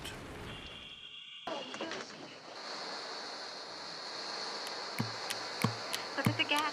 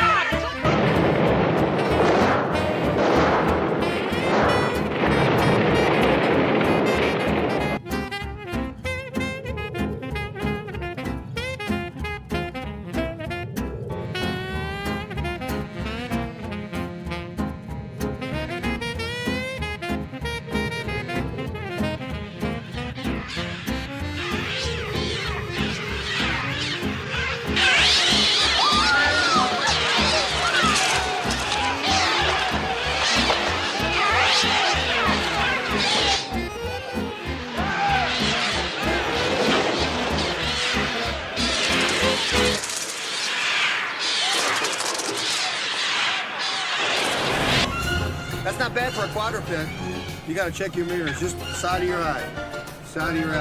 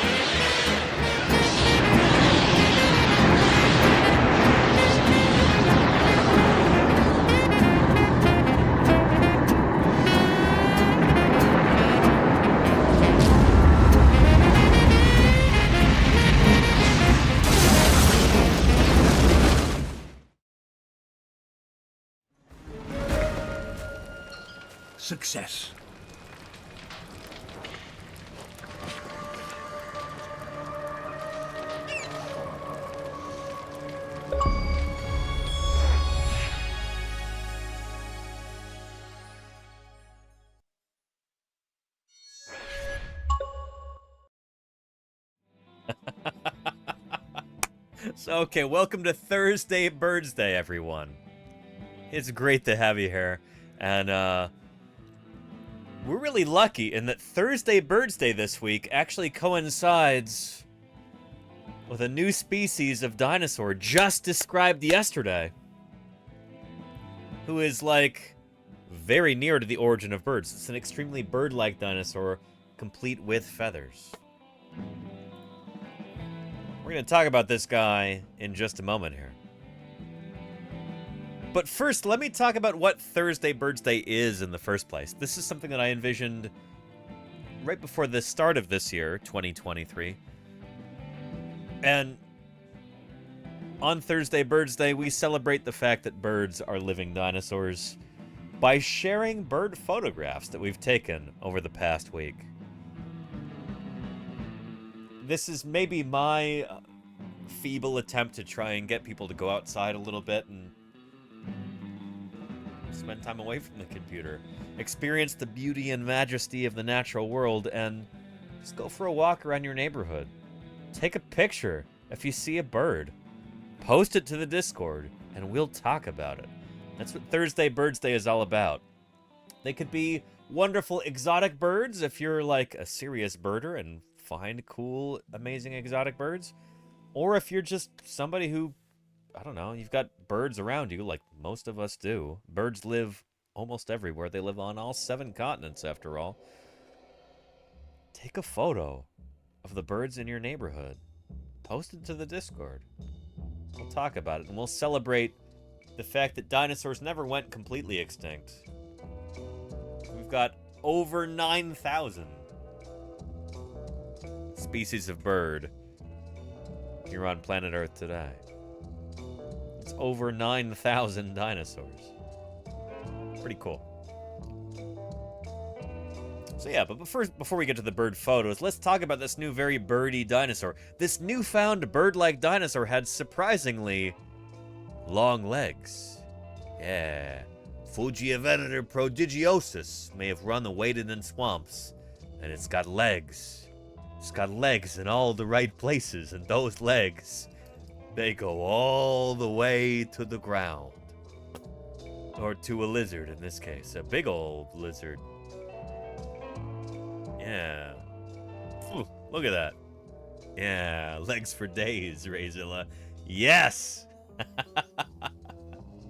Batmother says that Thursday Birdsday has gotten me out more. I'm glad to hear that, Batmother. That makes me really happy. Yeah. Good stuff. Yeah. And Ryder says there is no skull. Yeah, there probably isn't, Pendrake. We'll take a look. Shoot, I tried to download the original paper today when I was in Berkeley. I thought I had it here on my phone, and it just... it doesn't seem to be anywhere. I was checking my Files app earlier. And... documents... nope, that's not it. Downloads... it's not in there. Curse you, Nature Publications. Ugh. Pendrake says, where did the illustrator get the head? So that's the thing, Pendrake, is we know from the rest of the body of this animal that this is what we call a Deinonychosaur. And so the head is kind of filled in from other close relatives, you know? So yeah, and that's maybe why there's not so much detail applied to the head. Instead, there's kind of an emphasis on those long legs, those long, leggy legs. Yeah. So, looking at the press release here, early bird-like dinosaurs are thought to have lived in lofty trees. Lived lofty lives up in the trees, but a newly discovered creature had surprisingly long legs that went all the way to the ground, and that may have made for a life on the run. The leggy bird-like dino, Fujivenator prodigiosus, lived about 150 million years ago during the Jurassic period. Researchers report on September 6th in Nature. It's around the same time as its distant cousin, Archaeopteryx, one of the earliest known birds. It looks quite similar to Archaeopteryx, except the legs. This is paleontologist Min Wang of the Chinese Academy of Sciences in Beijing. Fujiivenator has really, really long legs. They are pretty long. Look at those. Yeah, they were too long for this lizardy guy. Yeah. And these legs are made for walking all over you. There you go, Miss Yvette. Yeah. Yeah, there we go. These legs were made for walking. Let's see.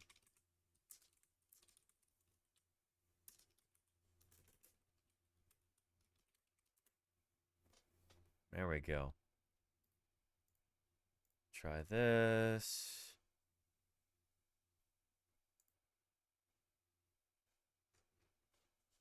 There we are.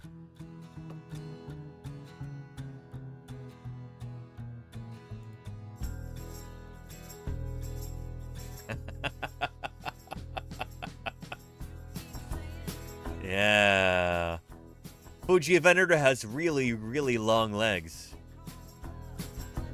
Wang and colleagues identified the creature as one of the earliest known aviolans, a group that split off from the rest of the dinosaurs and eventually became birds. The first aviolans are key characters in the bird origin story, but little is known about them, Wang says, due to the scant diversity of fossil founds. This is true. Early aviolans discovered so far, including Archaeopteryx, whom we have right here, are generally short-limbed, apparently equipped for moving through the trees. Pheasant-sized F. prodigiosus's legs, lower leg bones, were twice as long as its thigh bones, a trait not found among other known bird-like dinosaurs. It's got really long legs. And those legs were made for walking, or maybe wading. Entombed amid mudstones and shales in what is now southeastern China, the creature's bones were discovered alongside the fossils of aquatic and semi-aquatic species. Those clues indicate that F. prodigiosus inhabited a swamp-like environment. Probably dashed after prey like today's ostriches, or waded through water like a primitive crane, Wang says. So either running or wading. It's kind of hard to tell. The first aviolans weren't all tree dwellers, he says. It's not the full picture. So there you go. Very nice. Fujiivenator. Let's see what kind of illustrations have been done of this critter so far. Yeah. We've already got a few by some online paleo artists. There's one right there. Look at those long, leggy legs. Yeah. There you go. And so this... Oh, this is lovely. I guess this is a skeletal of this animal. Look at those super long shins. Holy cow. Look how long those are. That's nuts. So was this animal a runner? Or did it wade through the water? Did it do both? It's hard to say. But pretty cool stuff. And Bet Mother says, is this new dinosaur a bird? It's not a bird per se. It's just a very bird-like dinosaur. Yeah. The thing is, it gets kind of tricky trying to draw the line between birds and very bird-like dinosaurs. But it seems like this is probably a bird and not a very bird-like, or excuse me, a very bird-like dinosaur and not a true bird. But it's very close to where birds split off. Let me see if I can explain the difference.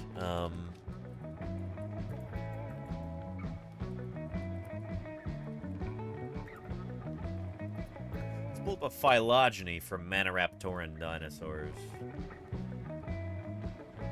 That'll work. Yeah.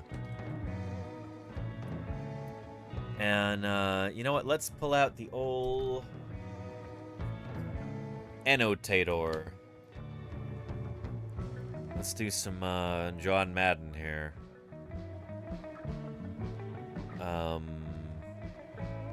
Annotated web browse. There we go. Yeah. Whoop. There we go.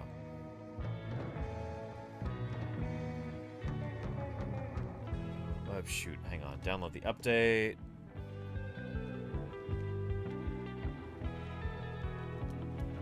Ugh, that's not what I want.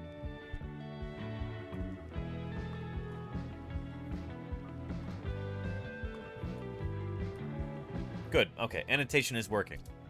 Excellent. So, birds are up here. Aves. That is birds up there. True birds. And so here we've got a polytomy right here between birds and some of their closest relatives, the dromaeosaurs and the troodontids. I think generally, if you talk to most people who work on these critters, troodontids are actually the closest to birds, so we should really flip those, although here, this is flippable. It's kind of showing them as equidistantly related to aves. Oops. Sorry. These are flippable right here, dromaeosaurids and troodontids. You could flip these all day long under this phylogeny, because this one's claiming we don't really know which one is closer to birds. It's probably troodontids, though. These guys are probably closer to birds than the dromaeosaurids. These guys are like Velociraptor, Deinonychus, Utahraptor. These guys are like Troodon, Byronosaurus, Stenonychosaurus, etc. Right there. So our new dinosaur is one of these guys. Very, very close to birds, but not quite a bird itself. It would have to be like a branch that comes off of here for it to be a bird. Does that make sense? Yeah. So birds at one point split off from the rest of the dinosaur family tree. And our new dinosaur here, you know, right here doesn't quite fit the bill. It's not an avian dinosaur. This is wrong right here. It seems to be a non-avian dinosaur that's very close to avian dinosaurs. It's very close to being a bird without quite being a bird itself. Its species split off just before the origin of birds, maybe. Yeah. So yeah. And what bird has legs like that with the long shins, Smay? A lot of birds do. Shoot. A lot of birds have that. Wading birds. Critters like shoebills, herons, bitterns. Wading birds like that have long shins, and I think ostriches too have got very long shins also, as well as emus, cassowaries, rheas, etc. So yeah, that's the thing, is that some birds that are very fast runners have got long legs like this. You know, they've got those long, leggy legs. But so do some wading birds. So what's going on here, you know?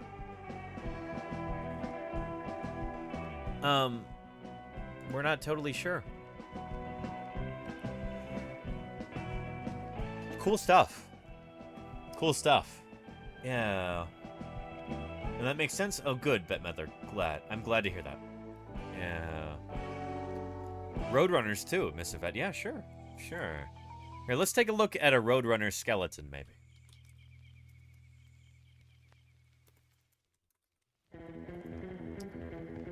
Yeah. So there's the skeleton of a greater Roadrunner there, and it's got very long... well... actually, its shins are a little bit shorter. And this one, they look longer, yeah. Huh. Yeah. The feet are really, really long. So in this illustration...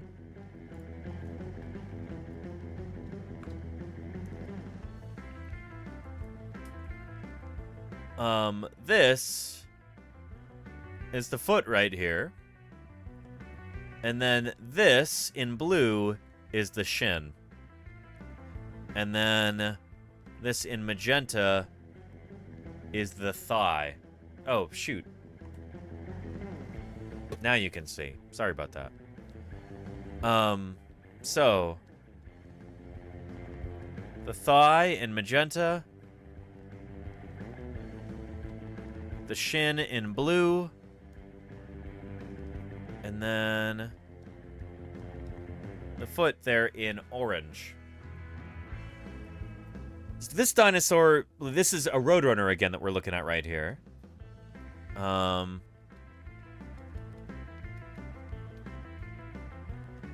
Roadrunner. There we go. Meep, meep.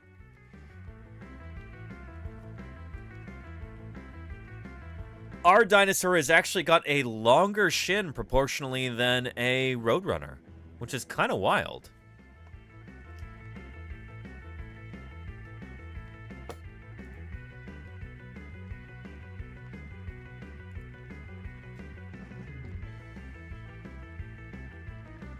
Where was that?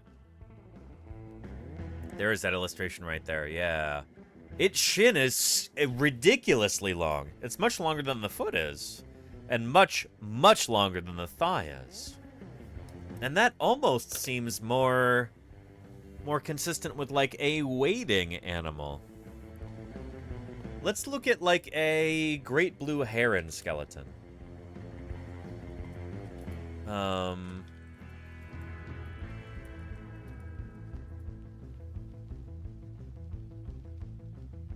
There we go. These guys have got ridiculously long shins.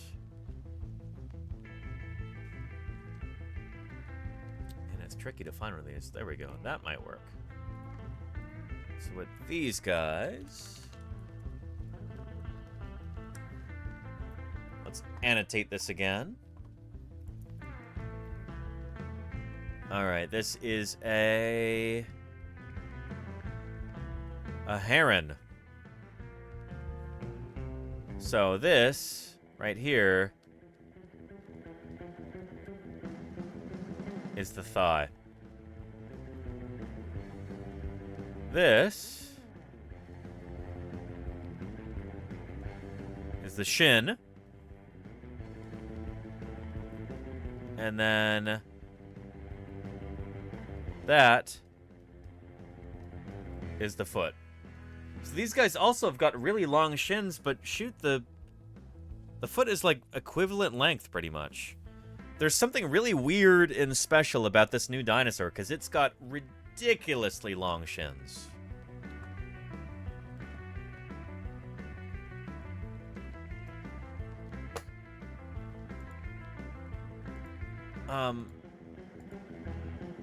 Just nuts. Like crazy loco long shins. Just really, really nuts. So yeah. So what's going on there? I'm not entirely sure. Yeah.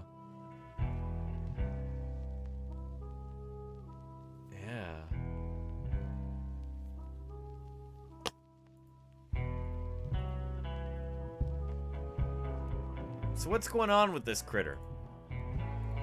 Well, it'd be really cool to be able to read the abstract, but I tried to download the paper to my phone this morning when I was at Berkeley, and apparently that didn't work.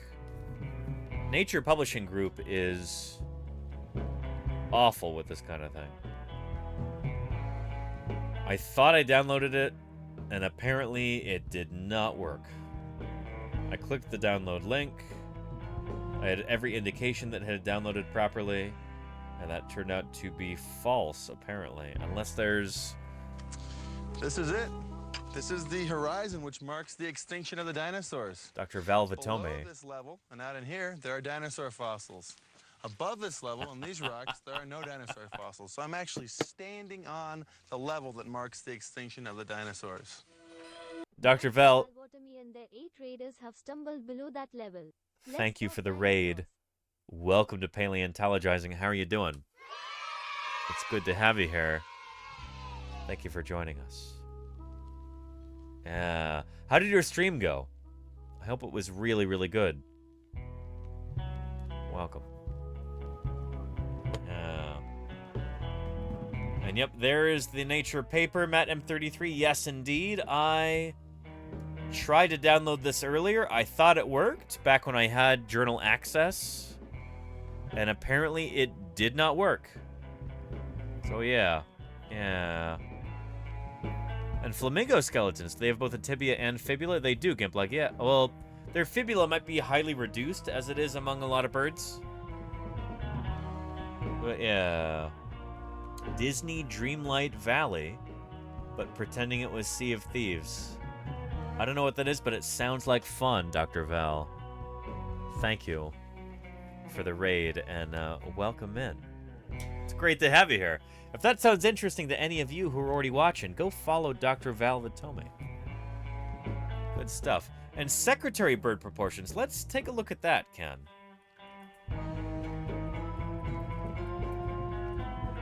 A secretary bird skeleton. Ooh. Hoo hoo hoo. Look at this ridiculous creature. Look at that.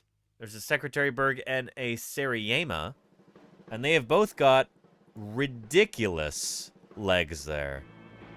They still have a very long foot, but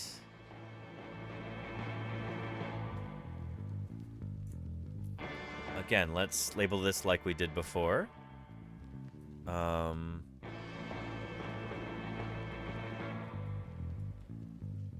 Secretary bird. We've got the thigh right there. Very short. We've got... Oop.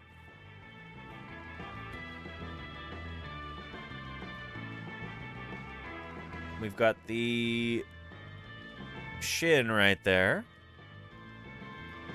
And then the foot is... like that. So we've still got the foot longer than the shin in this animal.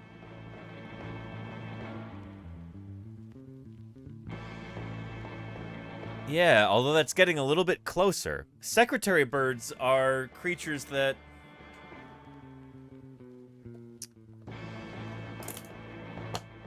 they use their hind limbs for catching and killing prey. Let me show you some video.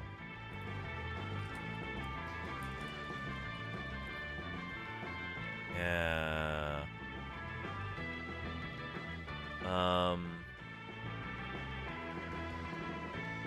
Here, take a look at this. What do you get when you mix an eagle, a stork, and a bad hair day? It's the secretary bird, perhaps the strangest avian in all of Africa. Weirdly, not when you got the shoe bill right there. It spends its time hunting on the ground in a totally badass way. Oh, language there. It keeps its eye out for insects and lizards and even snakes. But typically it doesn't peck them to death. No, it kicks the ever-loving crap out of them. Like oh, the Caracara. Sorry, I thought it was a Seriema. Apologies, Sculpin. Let's get some Thank you. dramatic music for this slow-mo. Oh yeah. As you can see, this bird has some serious reach. After all, it's 4 feet tall. It's crazy powerful too. So again, thigh is really short right here. The shin is longer, but the foot is way longer than that. Yeah. So, yeah. Interesting. 5 times its own body weight. That's particularly impressive when you consider the bird isn't getting a running start with a kick. The strike is so quick, the foot only contacts prey for 10 milliseconds. That's handy when hunting snakes. As an extra precaution, those legs are heavily scaled in case something tries to fight back. So can the secretary bird kick it? Yes, it can. 90s hip-hop reference. Okay. Yeah. Here, look, can we find another video real quick? A short one. Here we go. Yeah. Look at those legs. They go all the way to the ground.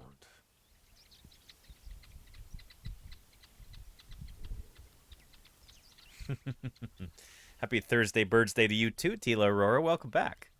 Birds are harmless. Yeah, there you go. Grapefruit.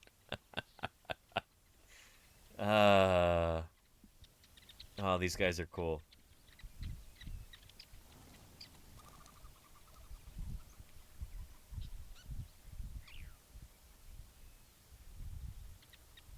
And here, let's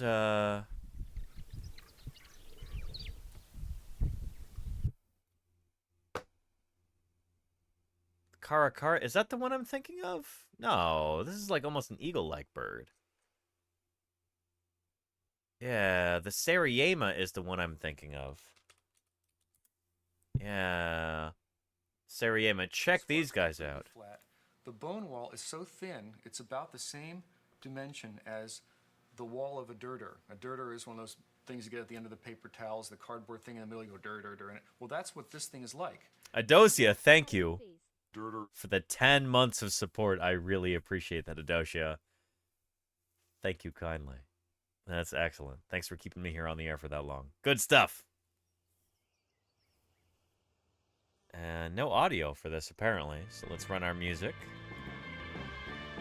Yeah. But look at this long, leggy running bird, the Seriema. Yeah. And watch how it just completely wrecks this, this plastic lizard there.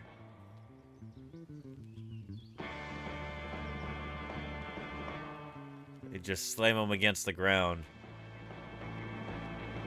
Bam! Yeah. But first, they kind of kick at it, right? Here. Yeah.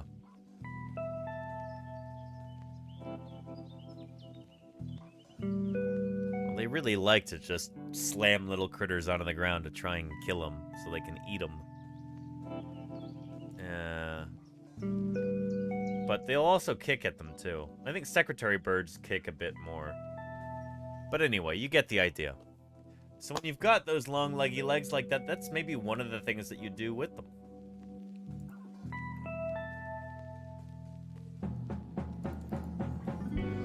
So,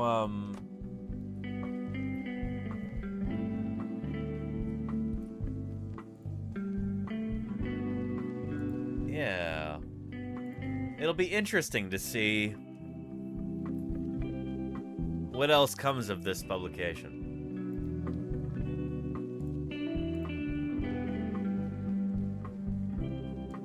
It'll be interesting indeed. Yeah. But the idea that, like, oh, well, shoot. This very bird-like dinosaur has got long legs for running on the ground. It wasn't, you know, living in trees. This is super surprising to some people. But it's been funny seeing some other paleontologists on Twitter going, no, of course this isn't surprising. Like, I've been saying this for a long time. A lot of these animals are probably cursorial, running along on the ground. Yeah. Yeah. And Sculpin says, turtles and volcanoes? Yeah. I'm sure these are turtles that are actually known from this geologic formation, the late Jurassic of China. And we also had volcanic eruptions happening at the same time, as evidenced by the rocks themselves in which this creature was found. So yeah. Yeah. Anyway. Good stuff.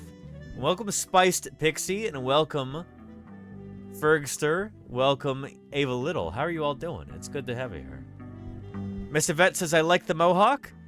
For this particular dinosaur, we don't actually have a skull for this critter.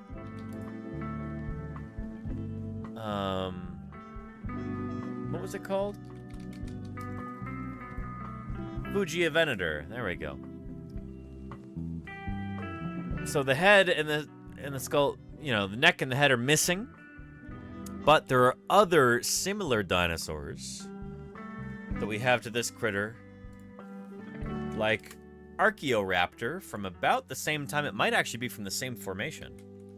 Not Archaeoraptor, sorry. Anchiornis.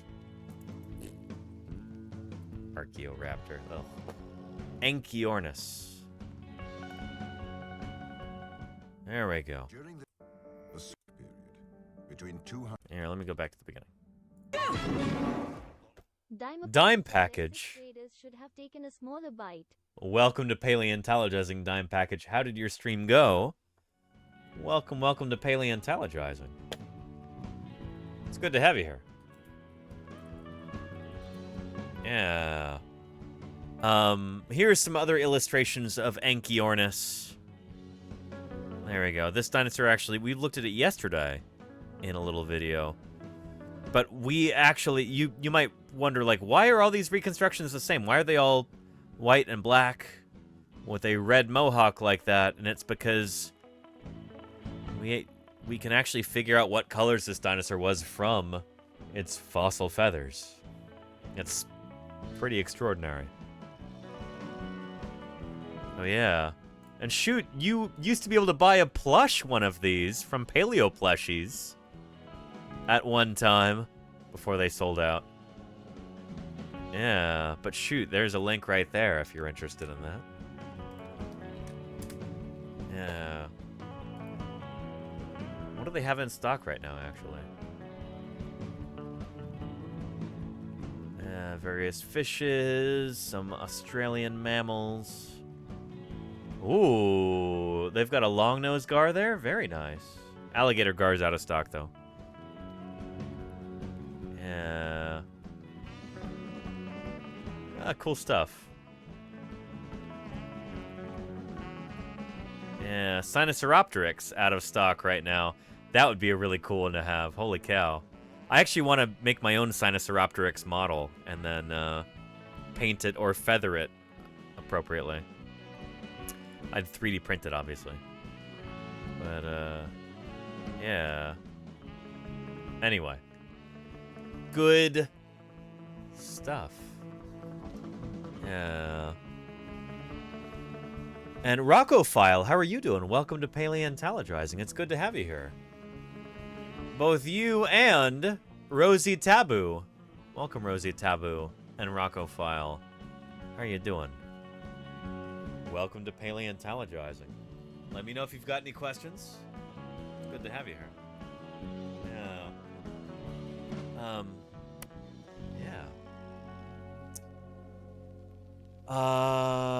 And did I miss the new dinosaur? No, Dime Package, we're still talking about it right here. Yeah, Fugia Venator, whose name means the hunter from Fugia in China. I bet you we've already got a Wikipedia article about this critter. There wasn't one yesterday, I was surprised. But, I bet you we've got it on... No, still not? It's still not here on Wikipedia. What happened to Dinosaur Wikipedia that this critter is not on there yet? Or hasn't been added to this list? Let's see. Fugia Venator. Oh, there it is, yeah. They don't have an illustration yet. Oh, wait. No, there's one of Anchiornis. Anchiornis also got really long shins. Somebody was asking about that a minute ago, and they were right. Anchiornis also got very long shins like that. This one we just watched a video of. But anyway, here is the Wikipedia article for this critter. Check it out. Our brand new dinosaur. It is suggested to have possibly had a terrestrial or wading lifestyle. Either a runner or a wader. Or maybe both. Yeah. This was discovered during expeditions in October and November of 2022. So this has been known about for less than a year and they already have it published? That's extraordinary. That's on the fast track. Holy cow. There are new dinosaurs that I've worked on, dug up in the field like 10 years ago that are still not published. That's awesome. Good for them.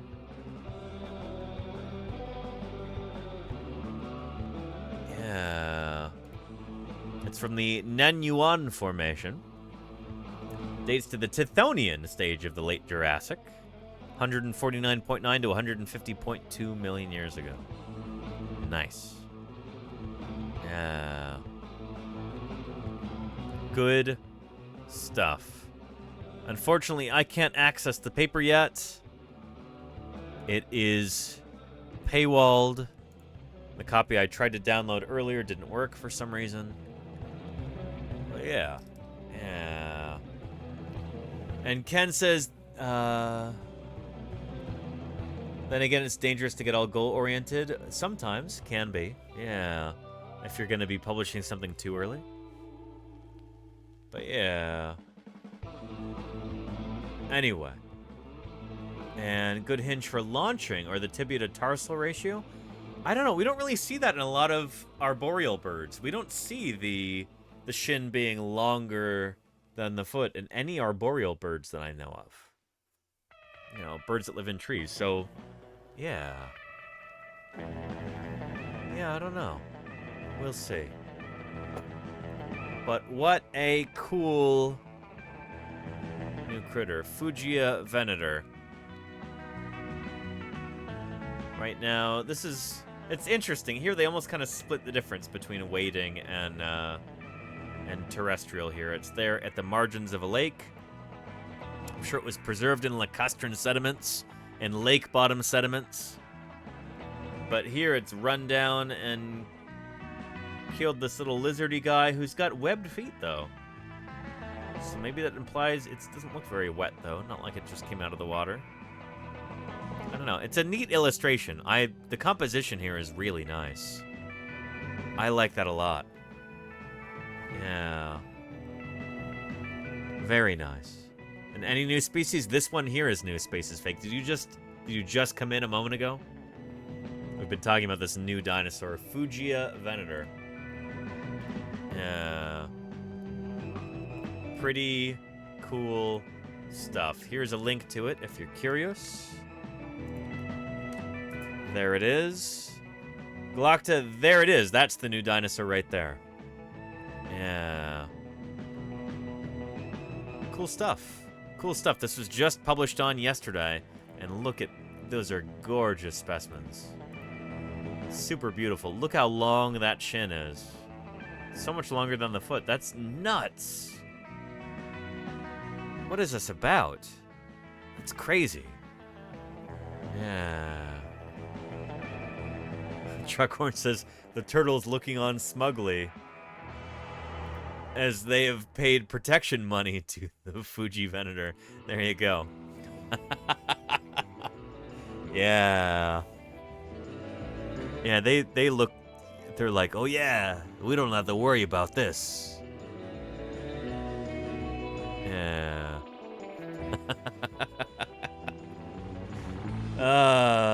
Good stuff. And Kamuri, there's new dinosaurs literally like every few weeks. It depends. Year to year, it kind of fluctuates a little bit. In the year 2020, there were 48 new species of dinosaur published. This year, there have been like 13 or something? 13, 14? Here, let's check. So far, the year 2023, we've got 1, 2, 3, 4, 5, 6, 7, 8, 9, 10, 11, 12, 13, 14, and our new one isn't on here yet, so 15 new species of dinosaur described this year. Yeah. So post-COVID boom, I mean, it was really a pre-COVID boom in 2020, but yeah, Ken. It's been going down a little bit since then. But 15 new dinosaurs so far in 2023. Yeah, not too shabby. Not too shabby. When was the last new sauropod? Like a few weeks ago, Rayzilla. Yeah, that was, who was that? Was it, E-Guy, I think? Here we go. We talked about this when I got back from the field. Yeah, E-Guy. It was named in early August. Yeah. Igai Semku. There we go. A titanosaur. From the late Cretaceous Qusir formation of Karaga Oasis, Egypt. A cool critter here, for certain. Yeah. Yeah. Anyway. And Mr. J. Glockta says also, really want to thank you for the last time I was here. I had 2 really bad days, and talking to you here honestly put me in a better mood. Glockta, thank you for saying so. That makes my heart smile. Thank you for letting me know that, and welcome back. I'm really glad I was able to improve your mood. I'm glad you had fun here. Glad you've been learning stuff. Welcome back to Paleontologizing. Holy cow. You know, when people say stuff like this, it reminds me that this does make a difference in people's lives. Just a little bit. And that means a lot to me. So thank you, Glockta. Thank you very much. It's wonderful. Yeah. Really spectacular. Spared no expense. And thank you, Golganek, for gifting. Mr. J. Glockta. They have given 341 gift subs in the channel. Golganek, thank you very, very much. Holy cow. Look, we're now at 15 out of 45. We are 1/3 of the way to our sub goal today. Excellent. If extinction didn't occur, successful group would dominate and it would last forever. And Dither00, thank you for the 9 months of support there. I appreciate that very much. Thank you, thank you. Good stuff. And holy cow, Sculpin! Holy cow. Sculpin! Sculpin01 is getting serious with those 5 gift subs. Thank you for those 5 gift subs. We're now at 20 out of 45. Extraordinary. I really appreciate that. Holy cow. Yeah. A real dinosaur? Can't stay. Well, thank you, Glockta. I appreciate that very much. And thank you, Roccophile, for the follow. It's great to have you here. Thanks for clicking that follow button. Appreciate that. If anybody else is just lurking and watching and wondering if they should follow, shoot. Don't hesitate to follow. We're going to have some cool stuff coming up in the next few months. Going to be interviewing some other paleontologists live on stream. We're going to be doing more 3D printing, more fossil news, and gift subs just coming in left and right. Executive Storm, thank you for those 10 gift subs. Look at this very happy bird. Uh-oh, I'm a little too happy. Shoot! Executive Storm is overloading the system with 10 gift subs. Thank you, Executive Storm. Holy cow. America loses them forever. And, Trixmont just converted from a Prime sub to a Tier 1 gift sub. Thank you. Thank you, Trixmont. I appreciate that very much. Thank you for helping support this channel.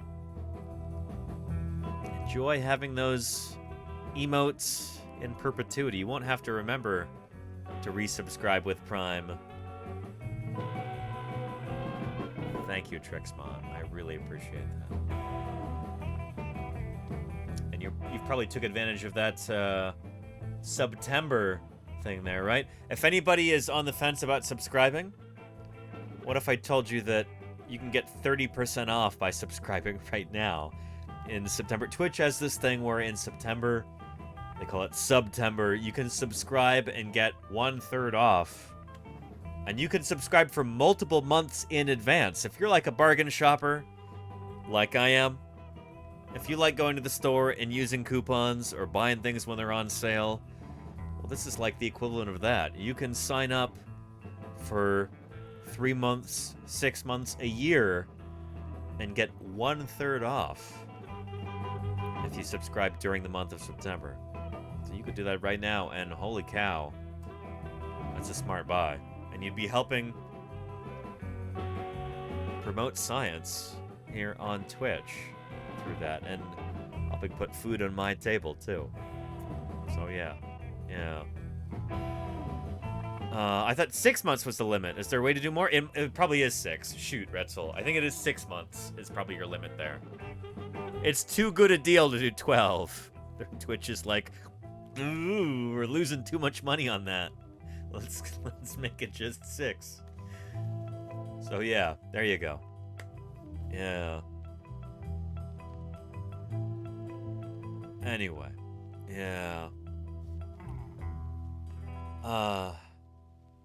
Good stuff.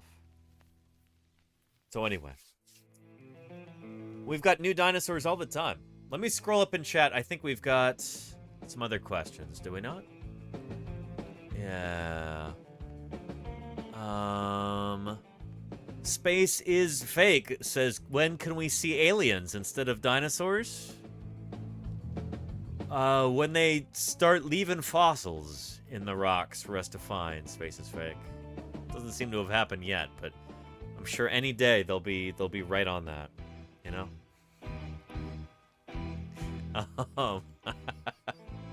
Yeah.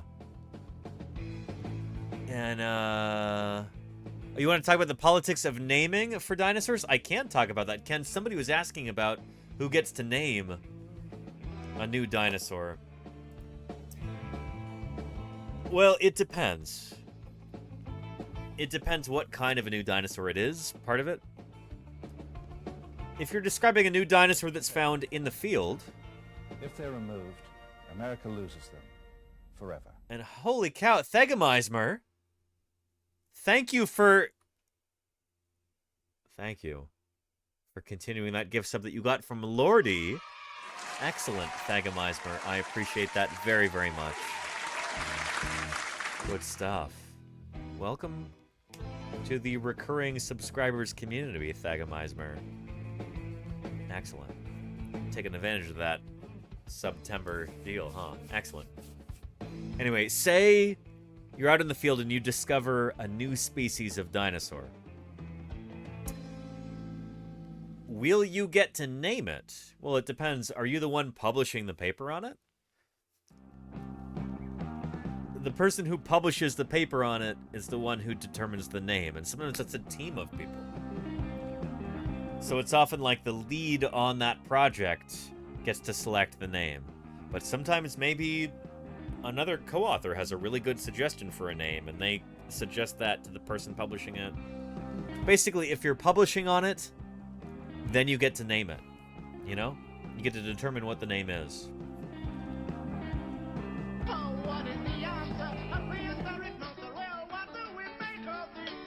And a Retzel, thank you for the 5 months. Pretzel saw tree CL1 pretzel. Thank you, Retzel, for keeping me online for the past 5 months. I really appreciate that. Thank you, thank you. Stuff. Yeah. Sometimes you discover a new dinosaur just in a museum, though. It might be in the drawers back in the collections. Maybe there was a specimen that was dug up that nobody's worked on before. Nobody recognized it as something new. You know, that's what happened with Thescelosaurus. It's a pretty good example of that.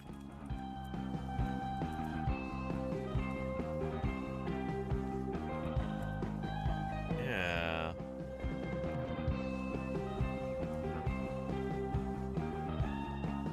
Here we go. Thescelosaurus, whose name means marvelous lizard. The full name is Thescelosaurus neglectus, which means the marvelous but neglected lizard. And I bet you we can find something about it here, about what that name means.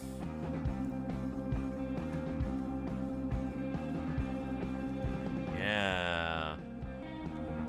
So the type specimen of Thescelosaurus was discovered in 1891 by paleontologist John Bell Hatcher and William H. Utterback from Beds of the late Maastrichtian age Upper Cretaceous land formation of Niobrara County, Wyoming, USA.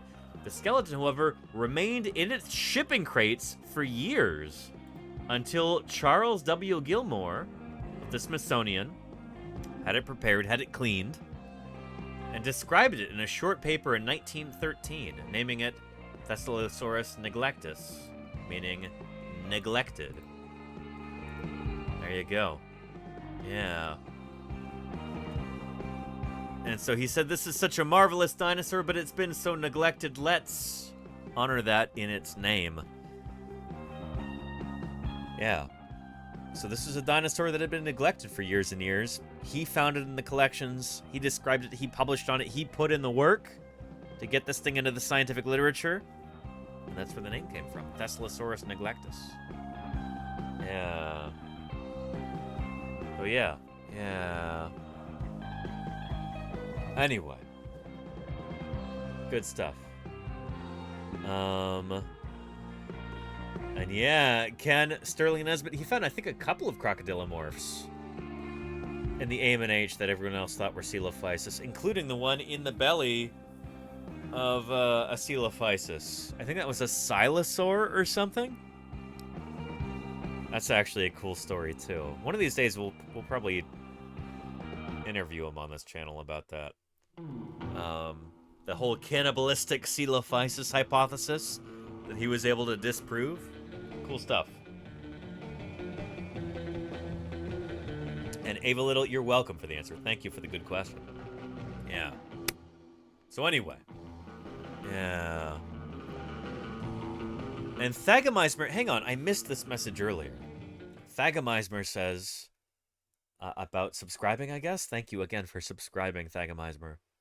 I say, honestly, it's the least you deserve. You have no idea how important these streams are to me, and how much the fact they exist would have meant to my younger self. Thank you, Thagomeismer. Holy cow, that makes my heart happy. Thank you very, very much for the kind words. That's what I'm trying to do here, you know? Thank you. That's wonderful. Yeah. But yeah.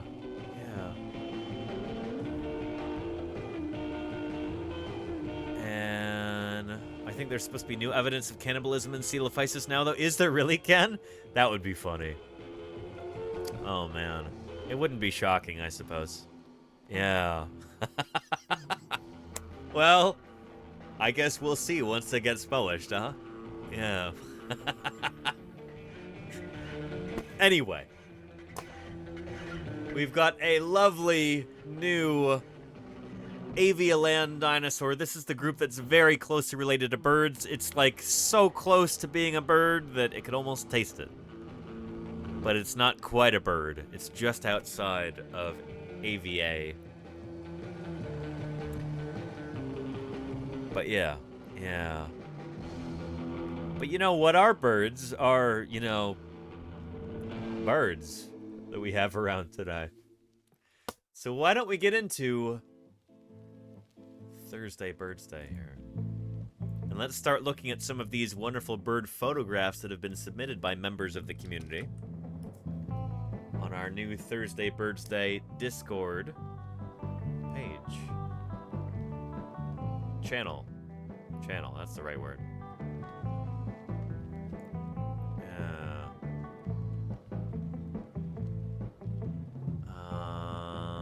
Thursday Birdsday.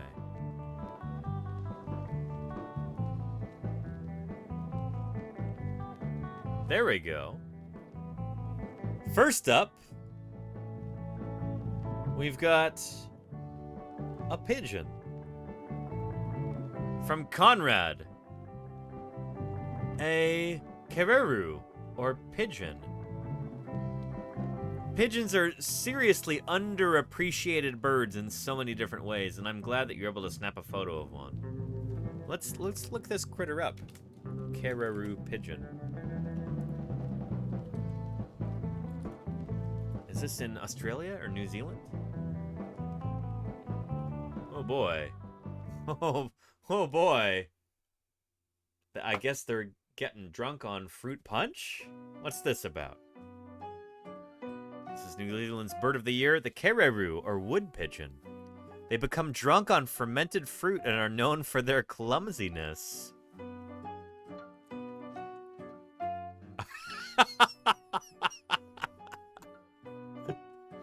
Oh boy. Why would it fly into the garage? Possibly because it was flying under the influence of alcohol.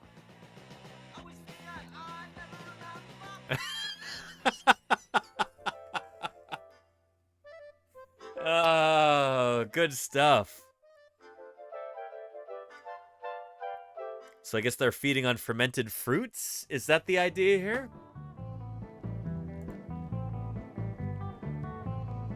That is really funny. Yeah, New Zealand crowns drunk pigeon bird of the year from 4 years ago. Let's take a look at that.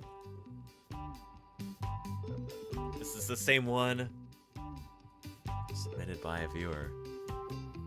Yeah, kereroo, word pigeon. Wood pigeon, rather. Yeah, so some of these fruits will ferment and develop natural alcohol. I can get tipsy there. Beards. There you go, great fruit. There's a lot of this is the same footage. Yeah.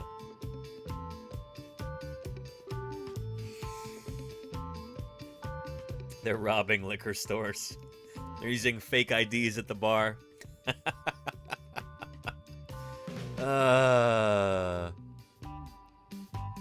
You don't hunt these birds. It's unsportsmanlike. Help them find their way home. You know, don't let them drive. Do not let them drive. Yeah. Oh no. Another bird on the decline.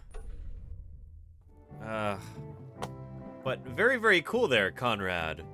Thank you for sharing. It's so cool that you saw one of these in the wild. And it looks to be, you know, nice and sober there. Good for it.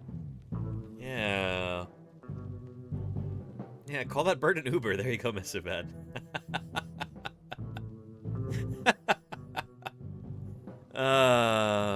Calamity says, I saw this little cutie in Australia, nested on top of this metal utility box.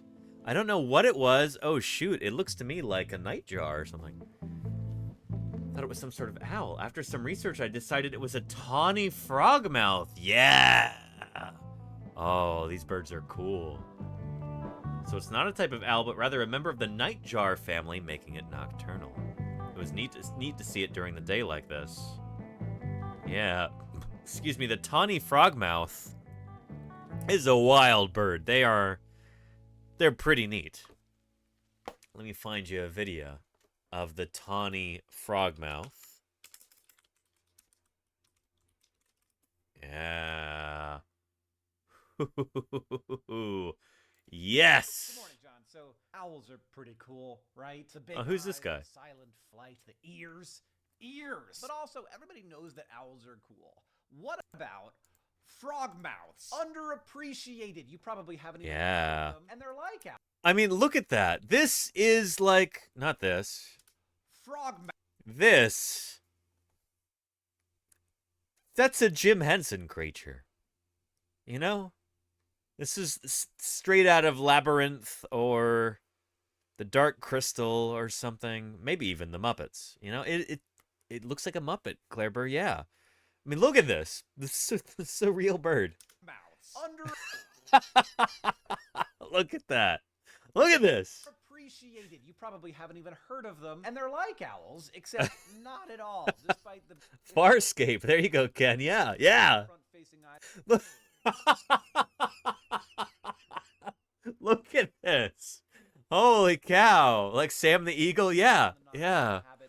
Frogmouths are actually more closely related to hummingbirds than to owls. And those Yeah. eyes are really what does it for us, right? Because we humans are so eyeball focused as a community-based species, we see those eyes as like a sign of intelligence or emotion. And I'm not saying they're not smart. Birds are smart, but ravens are smarter. If ravens had eyes like owls, we would let them teach kindergarten. But then you mix those eyes with this big, ridiculous mouth, and you get something that doesn't really appear wise so much as alternately high, startled, sleepy, cranky, shocked, and adorably furious. Frogmouths are night hunters, just like owls, hence the convergent evolution on big, front-facing eyes. But they mostly eat bugs, though they will eat a mammal that happens close enough by.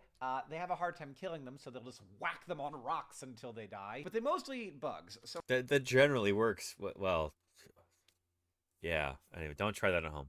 Don't whack mammals against rocks. It's not a kind thing to do. You're a human being. You've got other ways of gathering food. You know, you could go to the supermarket. You don't have to whack mammals against against rocks to gain food to eat.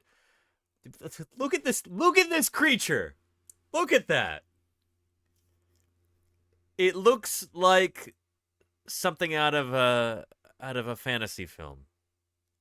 It looks like something that David Bowie would be singing to in some sort of flamboyant musical number. You know, while he wears pants that are way too tight. Look at that. Are you getting this right now, chat?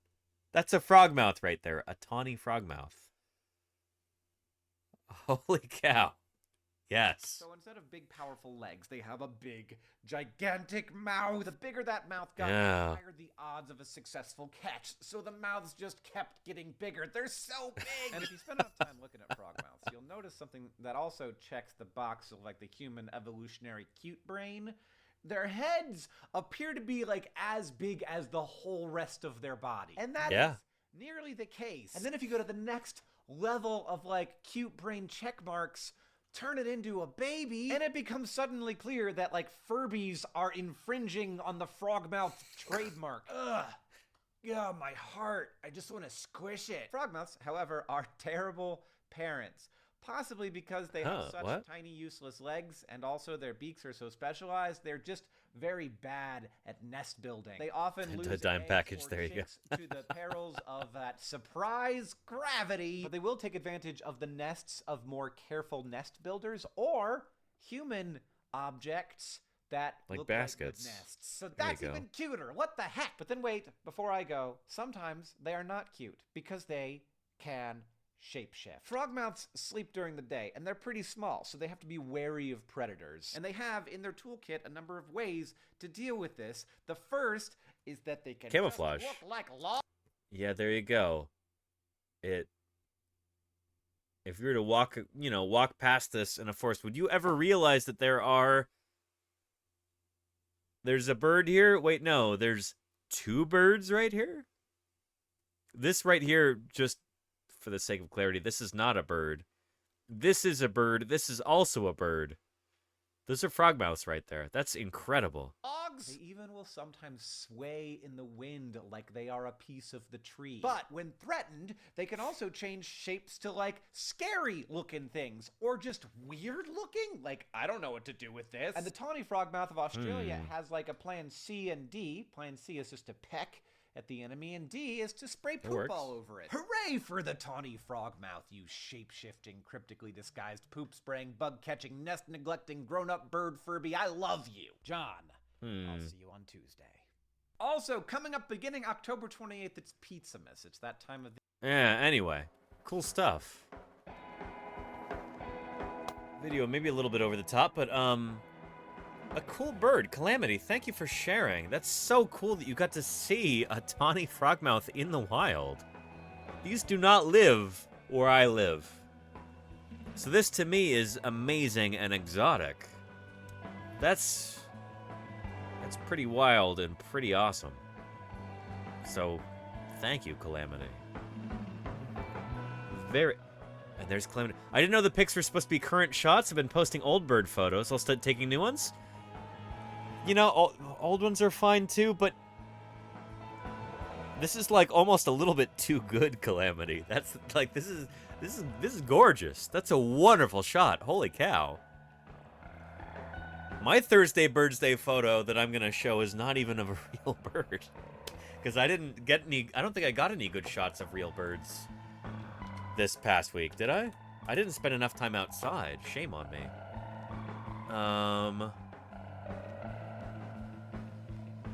No, I didn't.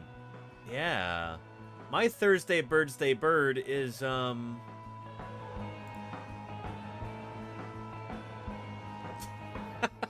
I'll show you in a little bit. Don't do like I do, chat.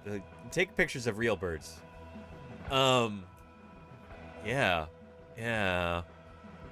And Thagomismer says, I go to the zoo tomorrow and I promise bird photos. Excellent.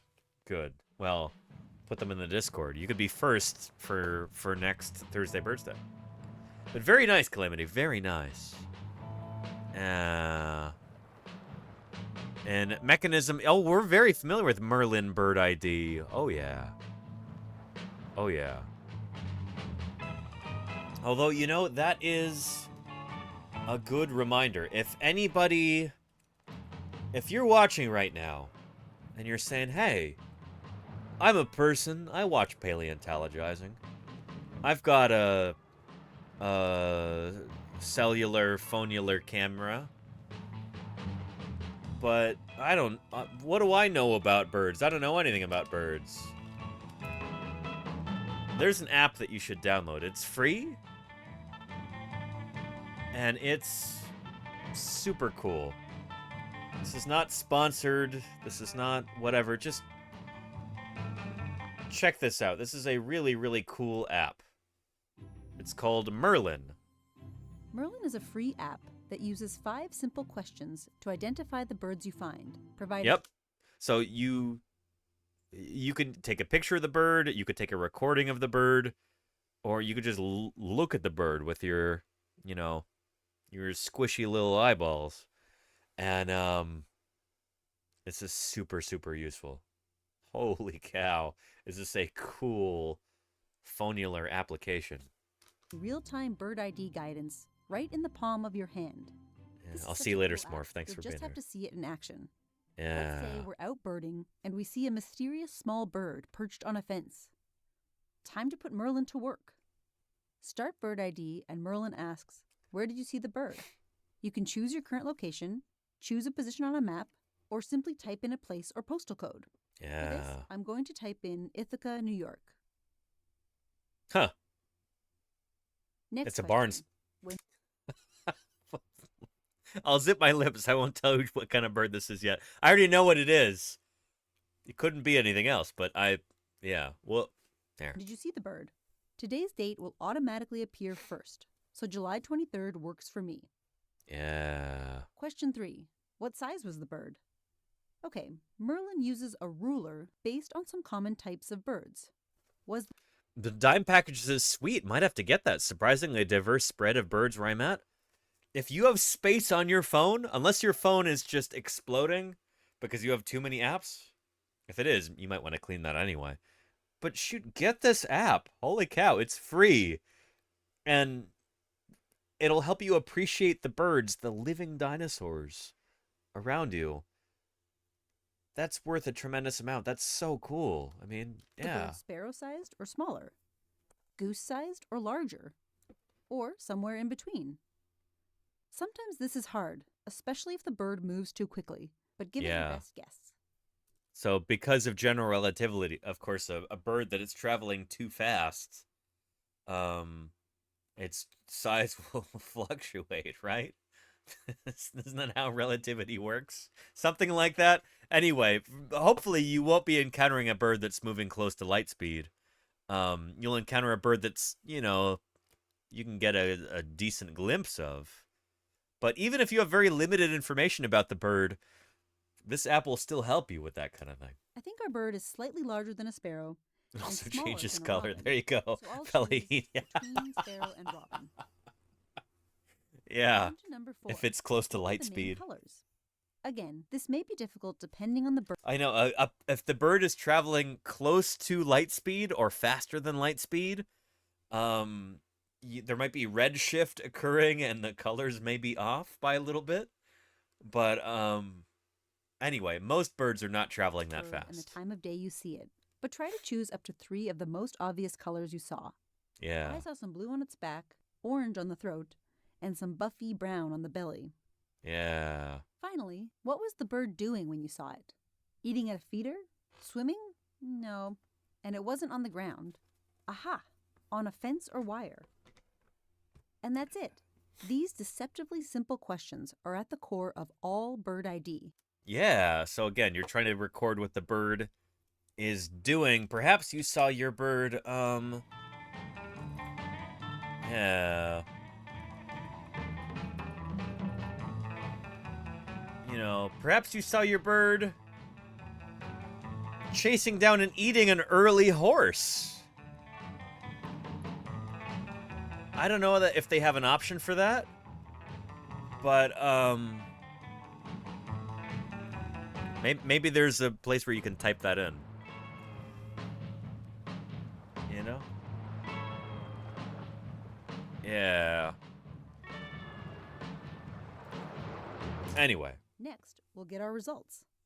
Merlin provides a list of birds you are most likely to see based on your description and eBird data for that location and time of year. And here's our list. Hey, that's it. Ooh. It's a barn swallow. You can Wow, there you go. Species, listen to songs and calls, and browse the rest of the list to see other similar birds. Pretty neat Once you've stuff. identified your bird, be sure to help Merlin learn by choosing "This is my bird." Contact NASA. If you're able to get a photo of the bird you see, you can also use the incredible Merlin Photo ID feature. Oh, very cool. From your phone or snap a new one. This is so neat. Yeah, and Zoom Ken, in so yeah, the bird agreed. fills the frame, Early horses to Nontosaurus, they're always just getting eaten. confirm the location and the date, and hit identify. Like magic, Merlin analyzes the photo and gives you a list of most likely species.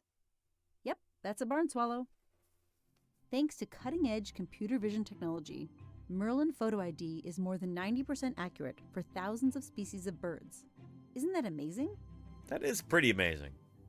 And you know what? What's even more amazing, and this video came out 4 years ago, the Merlin Bird app is even better nowadays. Holy cow, this one just came out 4 months ago. Scientific evidence suggests dinosaurs. Whoa. Hang on. I promise I didn't screen this video. I've never seen this before. But this is perfect for Thursday Birdsday. They're talking about the extinction of the non-avian dinosaurs and the survival of the avian dinosaurs. This is beautiful. Holy cow. Yes! Scientific evidence suggests dinosaurs met their extinction through asteroid impact. Yep. Today, if a species goes extinct, chances are we as humans had something to do with it. In this century alone, we've lost animals by sea, like the smooth-hand fish, and by land, like the northern white rhinoceros. And yes, by air, even birds, like the ivory-billed woodpecker, to extinction. Birds are really important because they're indicators of environmental health. Yeah. Basically, what's good for birds is good for humans. Jesse Berry, Program Manager, Cornell Lab of Ornithology. Birds are really the canaries in the coal mine in a lot of ways. They're helping us understand. And canaries are a kind of bird. I mean, the analogy, it just works, people. It just works. Understand the health of the planet. Right now, all the indicators are pointing to bird populations are declining. And so that's a really critical warning sign for us right now. But hope is not lost. Barry and her team at Cornell have given all of humankind a chance at redemption. And it's sitting in the palm of our hands, quite literally. Enter the Merlin Bird ID app. There we go. The idea for this app came from just wanting to help people answer the simple question, what's that bird I'm seeing? Because, you know, again, this is why if you're going to be doing Thursday Birdsday, or if you're just a person who has a, you know, a cellular, phonular device, I don't make any money off this or anything. Get the app. It's free. You'll enjoy it. It'll help you appreciate the living dinosaurs in your neighborhood. Holy cow. you might be outside or you look in the backyard and you're like, hey, what is that? And we wanted Merlin to be able to give, you know, Thank a you, list of Claire. possibilities without having to go back to a field guide where maybe you don't even have a bird book. For that? If you do have a bird book, there's all these choices and you might not even know where to start. So Merlin was all about helping you figure out what's that bird I'm seeing in a quick and simple way. The app allows users to identify birds by a picture, identify birds by songs and calls, and can create a digital scrapbook of the birds you discover. I found the technology to be Thank you, really Claire. useful. Denver amateur birdie Vicky Miles. Again, I was really a novice birder when it came to anything outside of my backyard. And being able to narrow down, if you see a small bird with some yellow on it, you can narrow it down to 5 or 6 possibilities and not have to know whether to look for a warbler, or look for a vireo, or look for a goldfinch. Merlin just puts them right in front of you. Alabama wildlife photographer Lisa Mote Smith is also an avid user. Being a wildlife photographer, it's very nice to be able to look up a particular bird so that I can identify A particular bird. that bird on my website when I post my photographs. A website. Absolutely fell in love with it. Bless her And more heart. good news, it's educating That's awesome. scientists on It really how is. climate change is affecting the migratory patterns of birds. The question is really, will species of birds be able to adapt to these changing ecosystems? And some are more adaptable than others. So we're certainly watching very carefully to see how bird populations are doing and trying to understand how climate change is affecting species across their ranges. Yeah. Good stuff. Anyway, that's the Merlin Bird ID app. Check it out. It'll help you with Thursday Birdsday, It'll help you in your everyday life, identifying different birds, becoming a little bit more attuned to this incredible natural world that surrounds all of us, that we are a part of. Check it out. It's good stuff. Yeah. Anyway, lovely Tawny Frogmouth there from Calamity. And next, we've got a bird from Ms. Claire Burr herself. I was hoping to get a slightly better pic of this hummingbird, but this is what I got. Hummingbirds are fast.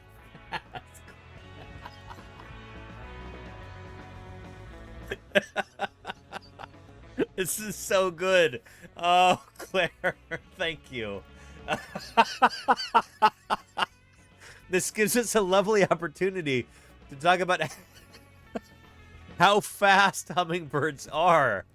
It's nuts. It really is nuts.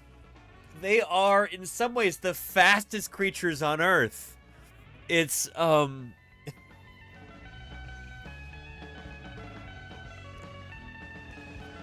the rate at which hummingbirds flap their wings is like, it's absolutely astonishing. And clearly you put effort into this, like drawing the circles. Oh man, this makes me laugh. I really appreciate that, Claire. Thank you. Let's talk about hummingbirds a little bit and why they're so stupidly fast.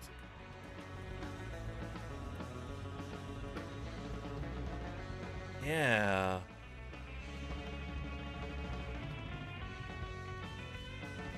See a hummingbird fly, shake, drink in amazing slow motion. Let's take a look at this. Look at that.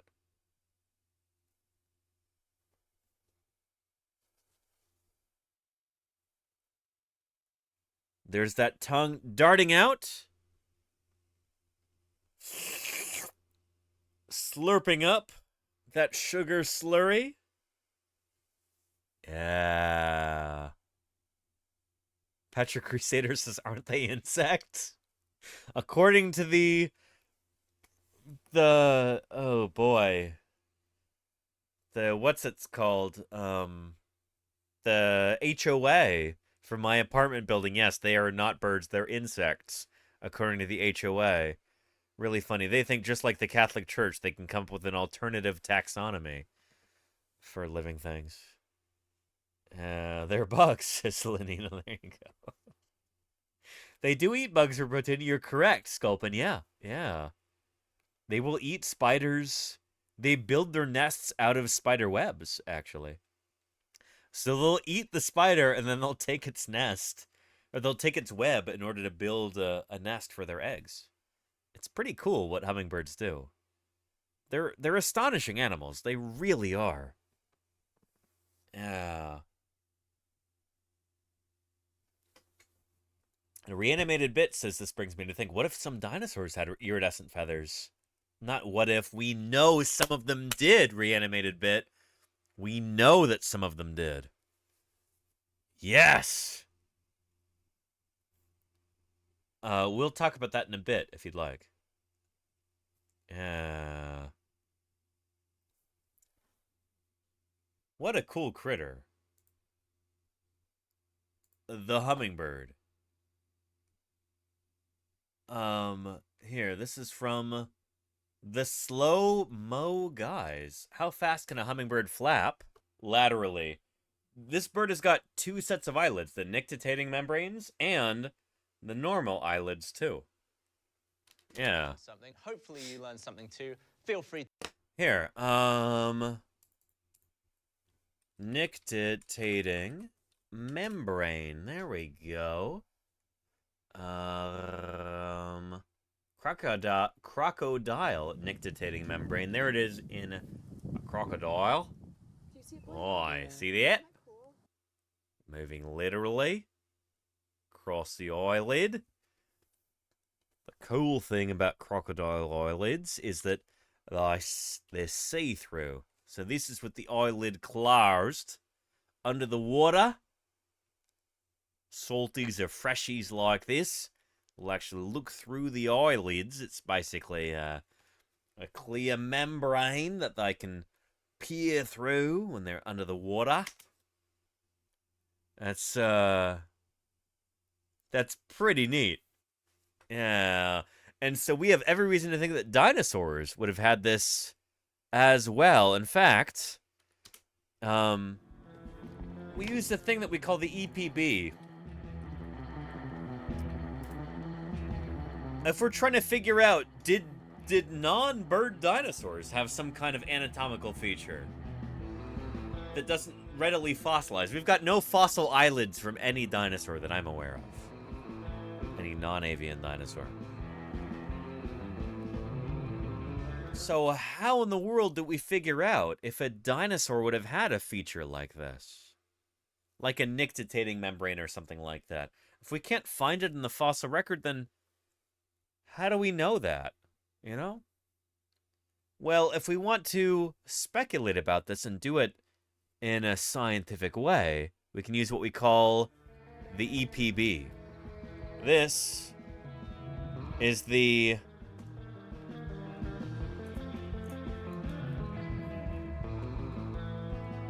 EPB, the extant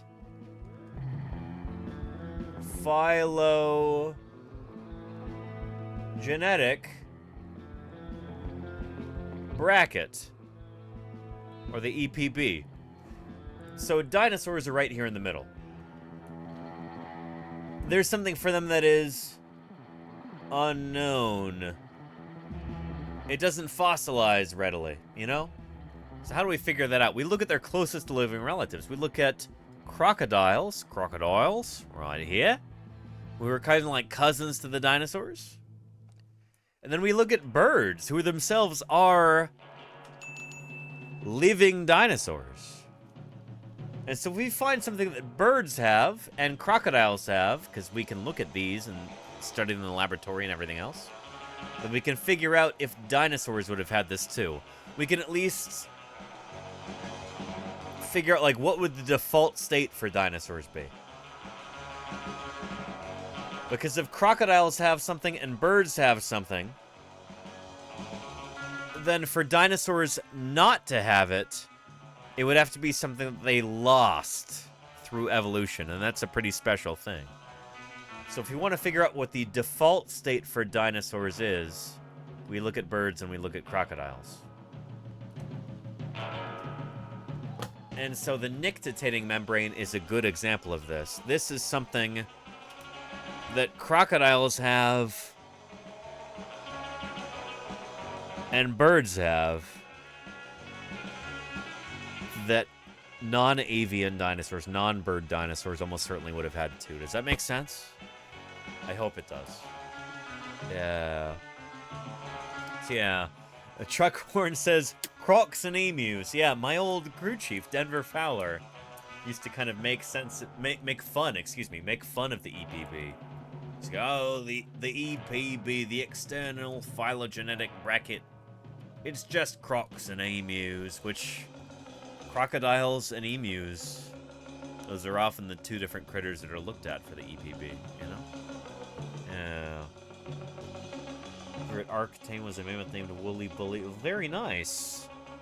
Red Sledge. You know, I think we might have a song about that.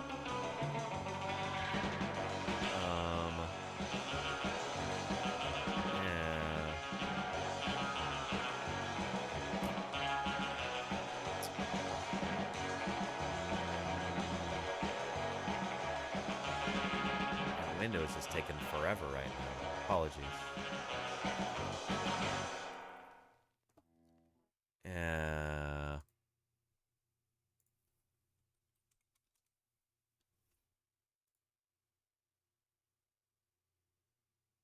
One, two, 1, 2, 3, 4.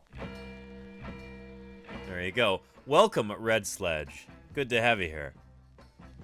And Patrick Crusader says, why did we lose it? We have remnants of it left, right? I don't know if mammals ever had that. I don't know if their ancestors ever had a nictitating membrane. I'm not sure about that. Yeah. In fact, let's look that up. There's something I'm curious about that. Did synapsids ever have a nictitating membrane? Yeah.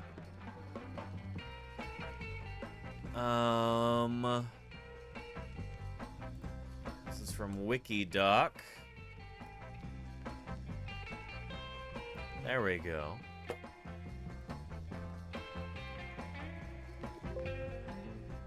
Or mammal, perhaps. Birds and sharks have a full nictitating membrane, while in many mammals there is a small vestigial remnant of the membranes present in the corner of the eye.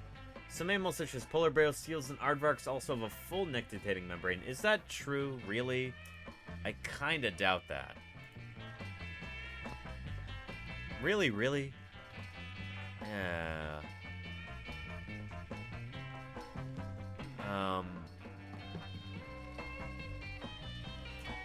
Yeah, I'm not sure.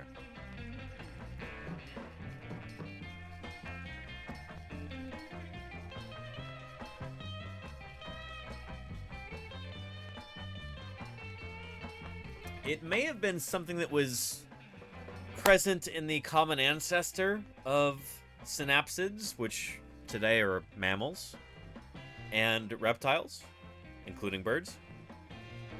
But the last common ancestor of these critters would be something like Hylonomus or something like that. Little kind of lizardy critter from a long time ago, way back in the Carboniferous period. Yeah.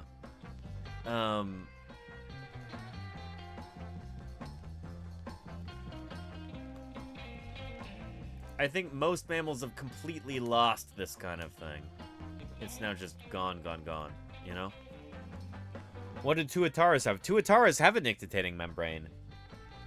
Satan sandwiches, yeah. Yeah. Cats don't have it, Patrick Crusader. They do not. Yeah. And tuataras are awesome. They really are. I'm looking to maybe 3D print a tuatara at some point, but it'll be... I gotta get some files for it first, which might require some, 1, 2, 1, 2, 3, 4. Yeah, we're not gonna play this song again. There we go. Yeah. And Spartan says humans have a vestigial remnant of a nictitating membrane at the inner edges of our eyes. Is that right, Spartan?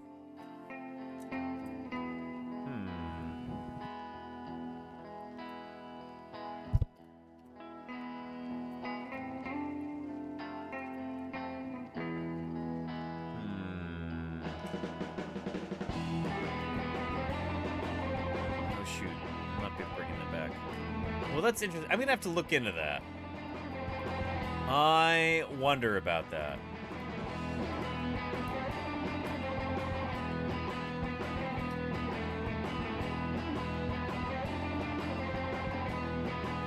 Vestigial nictitating membrane.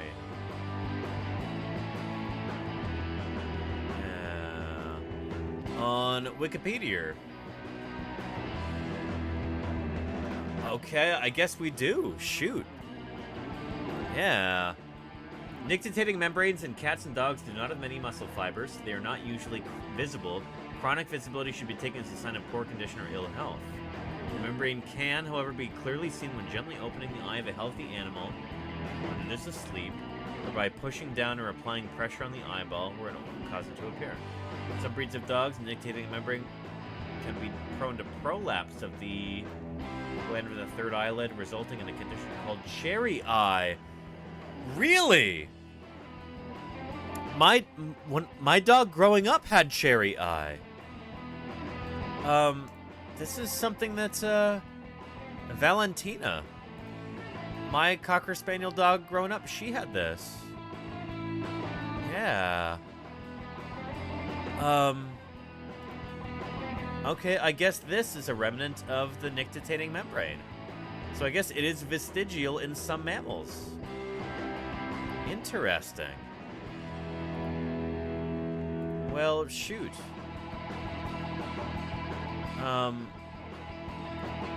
Yeah. Here, I'll give you a link.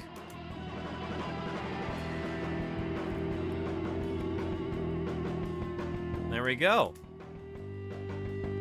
Pretty interesting stuff. There's a masked lapwing bird with that nictitating membrane. Very, very cool. Yeah. That's pretty neat. Thank you, Spartan, for bringing that up. Excellent stuff. Yeah. What have I done, says Ken. This is the good old-fashioned paleontologizing tangent here, you know? Yeah. Good stuff. Now on to our next bird there. Thank you, Claire, for posting this lovely hummingbird. Super, super fast. Too fast to be captured by your camera's CMOS sensor. Yeah. Next up, from the Lenina, here's a scraggly female grackle. They always look so rough this late in the summer. Poor little rat birds. It looks like her nictitating membrane is actually going over her eye right here. I mean, it really looks like that. Yeah. I think you caught her in the act of blinking. Good stuff. Grackles are funny birds, Lena. They are... Here. They are underappreciated. As many common birds are. Yeah. Here's some facts about great-tailed grackles. Let's take a look from ABC 13 Houston. That's not too far from where you are, right, Lenina? Yeah. 10 million great-tailed grackles.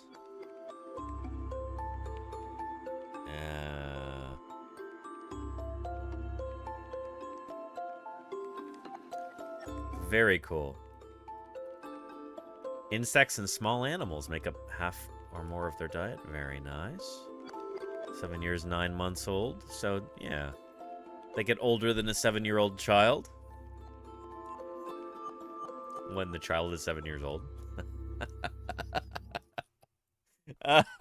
Good stuff. Yeah, I don't know if they're anybody's favorite bird, but they're, Here's a bunch taking over a parking lot in Houston. This is some The Bird stuff going on right now. Check that out. Good for them. Go theropods, go. Yeah.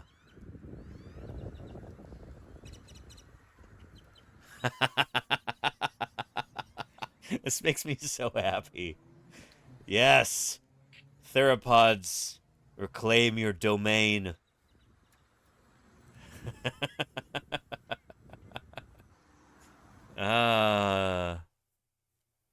Good stuff. Yeah.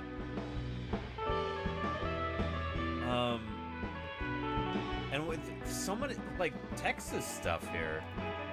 Are these very common birds in Texas? Deep in the heart of Texas, there's a bird so numerous, so ubiquitous, that a group of them is called a plague. Oh, Seriously, plague. look it up.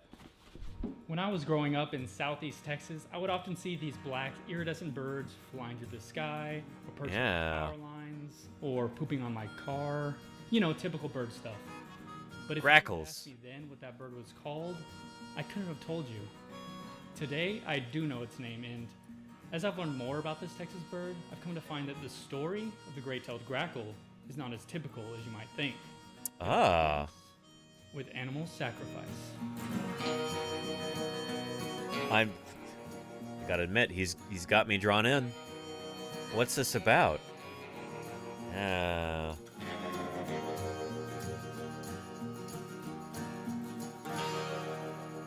All right. Imagine for a second, you're a Spanish missionary in 1500s Mesoamerica. While you're there, you see all sorts of new things. Cities more magnificent than any in Europe, plants and animals completely foreign to you, and oh yeah, those same animals being thrown into a fire. Sadly, I'm not making that up. In his General History of the Things of New Spain, Spanish missionary Sahagún wrote about this ceremony. When the fire had been made, when it grew bright on the land, the old men were spread about casting them into the fire. All the birds, Acatzanatl, Teotzanatl, all of them into the fire. Yikes. But more importantly, he goes on to state that one of these birds did not originate in Aztec territory, stating, in the time of the ruler Ahuitzotl, Teotzanotl appeared here in Mexico, for he commanded that they be brought here. But when they multiplied, they traveled everywhere. If anyone stoned them, the common folk said to one another, "What are you doing over there? Do not stone the Lord's bird." The Lord being referred to here is Emperor Ahuitzotl, and because he was seen as a god, the name Teotzanotl, or divine grackle, was given. I'm sure you can guess which grackle we're talking about. The great-tailed grackle is one of 6 members in the genus Quiscalus, which derives its name from the common grackle Quiscula, coined by the father of taxonomy himself. Interesting. Linnaeus. You know, he's that guy who came up with the whole genus-species thing. Although Quiscalus is not the only genus of grackle, it is the only monophyletic one, which means that all 6 Quiscalus species share an ancestor with each other that they do not share with the other species. Monophyly, yeah, there you There go. are 4. To state it differently, grackles are a paraphyletic group. These 4 grackles are most closely related to these blackbirds, and these 6 grackles are most closely related to these blackbirds. Oh. So grackle itself is a polyphyletic But for now, let's take a look at what makes this term. grackle so Not a clade. In general, the great-tailed grackle is the largest species of grackle, with females being quite a bit smaller than the males. There's also a difference in color and, importantly for this video, tail length. While these dissimilarities aren't on the level of... Yeah, Lena, you were saying that the male grackles were really pretty, right? Noticeable. So why does this striking divide in tail length and size exist? It all comes down to sex. You see, great-tailed grackles are socially polygynous, meaning 1, they live in colonies, and 2, the males usually have multiple mates, and the females usually only have one mate. For a male to attract a female, he must utilize one of 2 strategies. Either acquire territory and attract the females to that territory, or try to mate with females without having a territory. As with humans, the latter is not as effective. A 2000 study in behavioral ecology showed that males who had acquired a territory sired 84% of a colony's nestlings, and that larger males were more likely to acquire a territory in the first place. This can help explain why males of the species are so much larger than the females, but what about tail length? Well, that same study showed a positive correlation between tail length and the number of females a male breeds with. So over time, males with longer and longer tails were naturally selected for.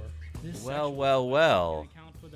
Fellas, if you want to have a lot of offspring, you get yourself a longer tail like that. Holy cow. Yeah.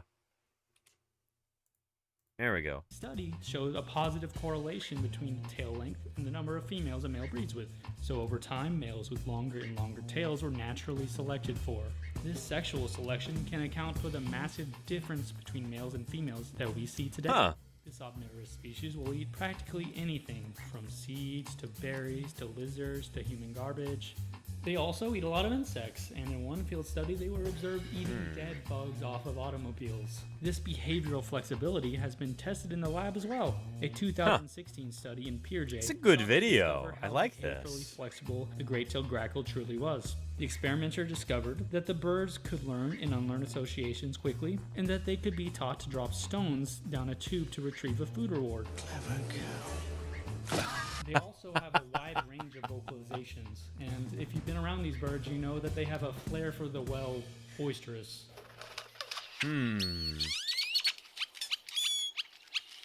Currently, the great-tailed grackle has a vast distribution, with people hearing this racket far and wide. But it hasn't always been this way. Although the earliest historical evidence of the great-tailed grackle exists within the writings of Sahagún. Green Herring says, is this the guy... Alternate Universe Danny? Or is this guy Alternate Universe Danny? Green Herring? Maybe. You know? Is this, instead of non-avian Dinosaur Danny, is this avian Dinosaur Danny here? Here? You tell me. People hearing this racket far and wide.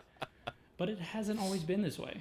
Although the earliest historical evidence of the great-tailed grackle exists within the writings of Sahagún, genetic evidence suggested that it diverged from their gracular brethren sometime in the early Pleistocene before 2 million years ago in Mexico. We know this because, by 2 million BCE, the great-tailed grackle lineage had already split into two genetically isolated groups, the western great-tails and the eastern great-tails, divided by the Sierra Madre Occidental mountain range. Then, about 1.2 million years ago, in what is now the Valley of Mexico, this is good stuff. What an excellent video. From the western great-tails, the slender-billed grackle. It had a very limited range and is thought to have gone extinct sometime in the early 20th century. Following this divergence, the two allopatric, or geographically isolated groups of great-tailed grackle would remain in their respective halves of Mexico until roughly 800,000 years ago, when some enterprising eastern great-tails would branch off into what is now the United States. This is so cool. Separated by the rest of the eastern great-tails by glaciation events in the late Pleistocene, this new population would evolve into the boat-tailed grackle, which can now be found in marshy habitats along the U.S. Gulf Coast and Atlantic Coast. For nearly a million years after this split, the two main great-tailed grackle lineages remained separate. But starting in the 20th century, changes in agricultural practices allowed the once tropical species to expand into the southwestern United States. The eastern and western lineages of the great-tailed grackle would eventually become reunited here in the southwest, where they interbreed freely to this day. And despite being separated for 2 million years, they are both considered members of the same species, but new. That's really, really interesting. So these are not members of different species. Like, this is almost like a ring species or something, where they're different populations that can still interbreed. Very interesting. Complicates. And hello, Beast King. How you doing? Genetic evidence tells us that, despite being the same species, the eastern great-tailed grackle is more closely related to the boat-tailed grackle than it is to its western counterpart. Similarly, the western great-tailed grackle is closer genetically to the extinct slender-billed grackle than it is to the eastern great-tail. Doesn't that make the great-tailed grackle a paraphyletic species? This odd situation where half of a species is more closely related to another species than it is to the other half of its own species kind of makes you wonder about the very definition of species. Can there even be a paraphyletic species at all? Surprisingly, this is great. One common definition. I love this. Is the biological species concept. Yep. Which defines. Holy cow! Using a video about grackles from Texas to educate people about species concepts. This is phenomenal. This is so good. Holy cow. Species as a population of organisms that breed with each other, but not with those outside the population, thus becoming reproductively isolated. A 2008 paper in the ornithological journal The Condor, citing the original literature here. The great-tailed grackle population interbreed freely where their ranges now overlap, and because the boat-tailed grackle rarely breeds with the eastern great-tailed population where their ranges now overlap, the biological species concept applies. That being said, Hybrids do occur between the great-tailed and bow-tailed grackles, which kind of muddies the waters a bit. I guess this goes to show that the natural world will always defy our definitions. Today, the great-tailed grackle reigns over This is much like of I North say all the time. Shoot. Like, you know, the natural world will always defy our definitions. This is something that I say all the time here. Holy cow, nature does not like to fit into our nice, neat little boxes that we try and make for it. It's too complex and honestly too interesting for that most of the time. It's... Yeah. The great-tailed grackle reigns over much of North America, Central America, and even South America. Its adaptability in the face of human expansion and climatic chaos has allowed it to spread further than any other grackle, and these qualities make one truly understand why the Aztecs called it the divine grackle.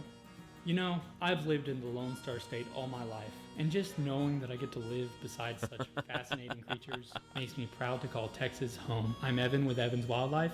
Thanks for watching. So that's good stuff. Holy cow. Oh no. Are you kidding me? This is so... Oh, shoot. Chat. Some of you have asked me, like, why do I broadcast on Twitch and not on other platforms like YouTube or something like that? So I just posted the link in chat there to this video. This was posted 3 years ago. This channel, Evan's Wildlife, has only got 286 subscribers. He clearly put all this effort into 3 different videos like this, which are top-notch. These are really, really good. Excellent, excellent video right there. And fewer than 300 subscribers. This is the reason why I never made it on YouTube, everybody, and why I switched to Twitch and found success here, is because YouTube is terrible at discovery like this. It's not a good platform for science outreach for the most part. You can put all of this effort into this stuff and then... Yeah, that's nuts. Anyway, here is a link to this channel if you'd like to subscribe. And again, subscribing on YouTube just means following, like it does on Twitch. It doesn't cost anything to subscribe on YouTube. But yeah, that's nuts. It's a really good video. Holy cow, that was excellent. And never got any traction. That is fewer than 300... No, it's 17,000 views. Okay, that's got 17,000 views. His other ones have got fewer than 300 views. That's nuts. Go follow him right now on YouTube. Holy cow, that's good stuff. I'm going to subscribe right now, too. In fact, I'm going to leave a comment here.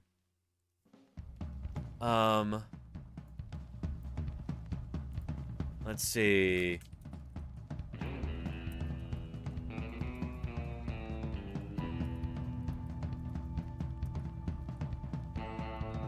We just watched this video.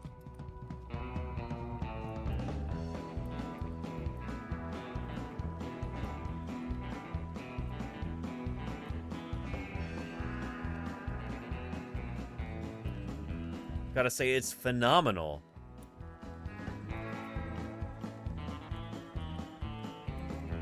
Excellent work.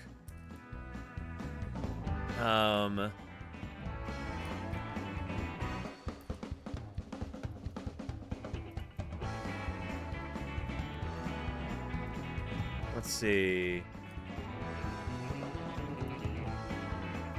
Here's hoping that fickle YouTube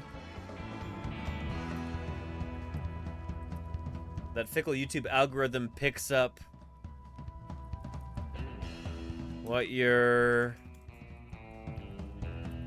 what you're putting down because...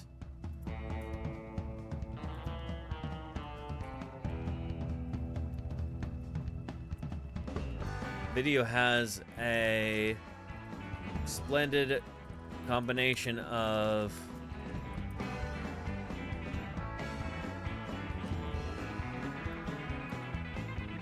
scientific information,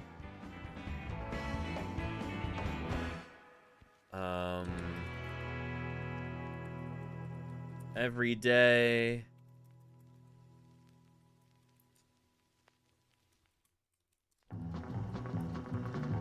connections and personality.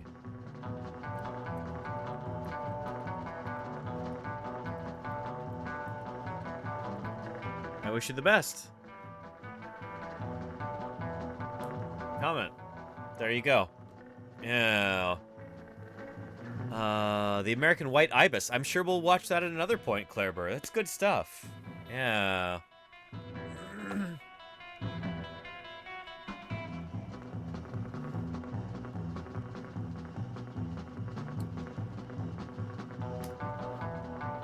Anywho. Thank you, Lenina, for posting that grackle there. Lovely. A female grackle. They look rough this late in the summer. Poor little rat birds. Hopefully, your winters there in Texas are not too harsh. Hopefully she'll make it into the next year, too. That's a lovely one, Lenina. Thank you for posting. Yeah. And I forgot to mention that birds are dinosaurs. It's true, HD, yeah. Yeah. Yeah. Anyway, speaking of dinosaurs, and seen in Texas Calamity, this bald eagle mama was way high up in a huge nest with her babies. I tried to get in close with my zoom lens. Look at that. Everybody loves a bald eagle. Holy cow. Lovely.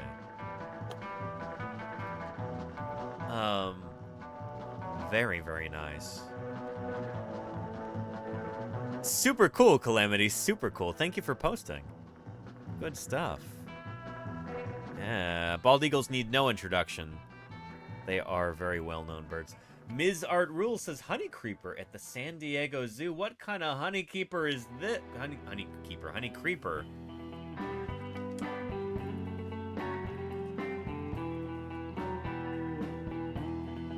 The ones they've got in Florida? Or not, Florida. What am I talking about? Hawaii. It's just complete brain fart there. My mind just thought, oh, humidity. Florida, Hawaii. No, Hawaii. Very cool. Which one is this? It's got yellow legs. Yeah. Purple honey creeper. Let's try that on the old tree of life. A purple honey creeper.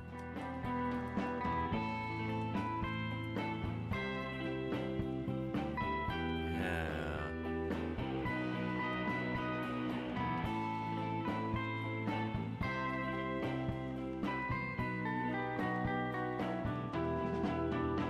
There we go. Getting closer, getting closer. Yeah. Purple honey creeper. Least concern, that's good to hear. And they're found in the New World from Colombia to Venezuela, south to Brazil, and on Trinidad. Very nice. Purple honey creeper, a beautiful bird. Honey creepers, as a group, are also known from Hawaii, but this one is not.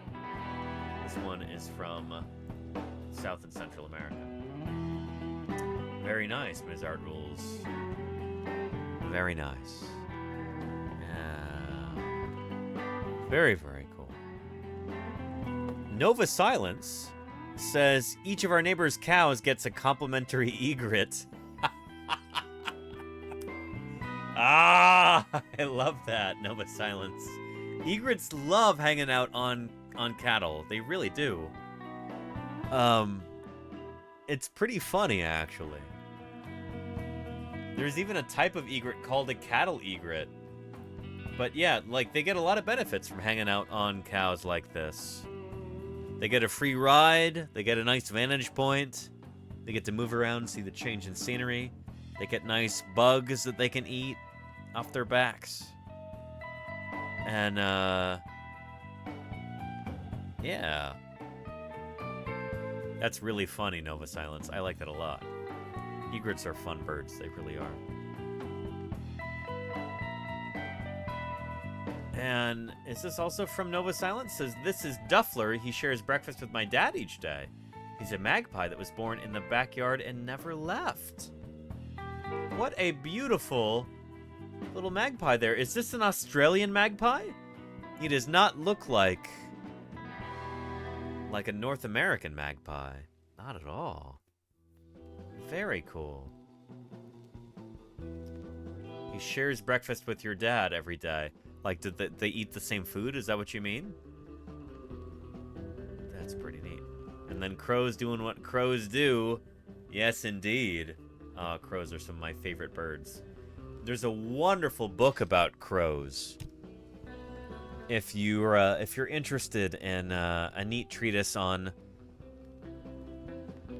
crows and their intelligence, their sociality, their social structure.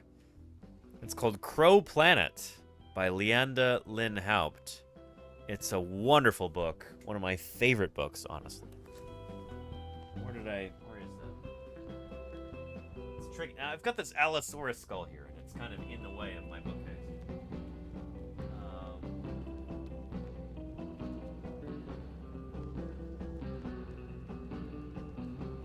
Just take my word for it. It's a really good book.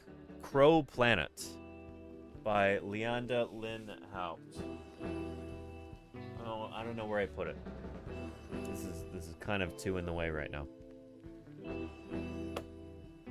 But yeah, very nice. Very nice. Why did the dinosaur cross the road? Edit had to look. I think this guy's a purple swamp hen. Very nice. Look at those long phalanges there. Yeah. Clearly a waiting. And walking over water plants kind of bird. Very nice there. A whole bevy of birds for us. Nova Silence. Thank you, thank you. Good stuff. Yeah. And blue-faced honey eaters from Nova Silence. Look at the... so many birds from Nova Silence. Holy cow. This is astonishing. And then, of course, we have returning champion Green Herring here. Green Herring, are you here in the chat right now? Green Herring, it's always such a joy to read your posts and see your birds. Green Herring says, there are few things in this world as elegant and graceful as a tern in flight. This is a Caspian tern. Ah. The largest tern in the world and the most common tern in my area, though it's rare for me to get to watch one up close like this. They fly rapidly back and forth above the water searching for fish. I see them all the time, like 1 block from where I live, 1 block from my apartment, flying over the San Francisco Bay here. Usually we get Forster's terns here, not Caspian terns. But they, like yours, they fly rapidly back and forth above the water searching for fish. Once they spot one, they'll stop for a moment and hover in midair before diving straight down into the water, beak first at incredible speed to grab it. They made the poor ring-billed gulls beside them look quite slow and dumpy in comparison. And yay for getting my camera settings right in time to get some decent flight shots. This is gorgeous. Holy cow. Holy moly. Green Herring. Nuts. This is splendid. Look at that. You caught that moment. It's like thinking about, going down into a dive. That bill is opening. Right before it plummets. That's super cool. You can even see in this photo the outline of the arm of this bird. You can see that against the feathers here. So this is the humerus. This is the elbow right here. Right there. There's the radius and the ulna. There's the wrist, and there's the hand. With those feathers coming off it. This is gorgeous. Exquisite photograph, Green Herring. Really, really beautiful. Like Golganik says, amazing as always. This is really, really nice. You've outdone yourself again, Green Herring. Holy cow. Beautiful. Beautiful! Here, let's see if we can find a quick video of terns doing their fishing thing.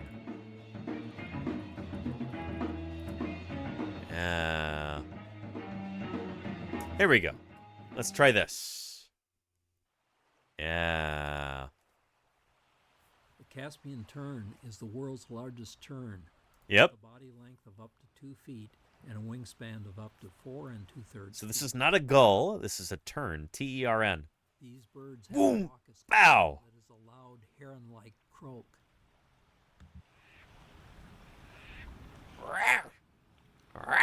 Like that.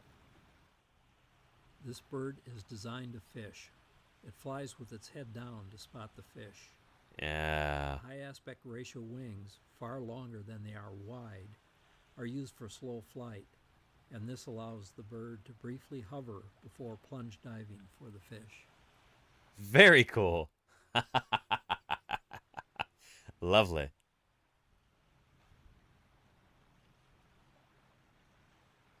Yeah. Watching these birds fish can be mesmerizing, and a warning here, it can become addictive. Oh, very cool. What a beautiful living theropod dinosaur. There are dinosaurs all around us, all over the world, and this is just one of them. What an incredible creature.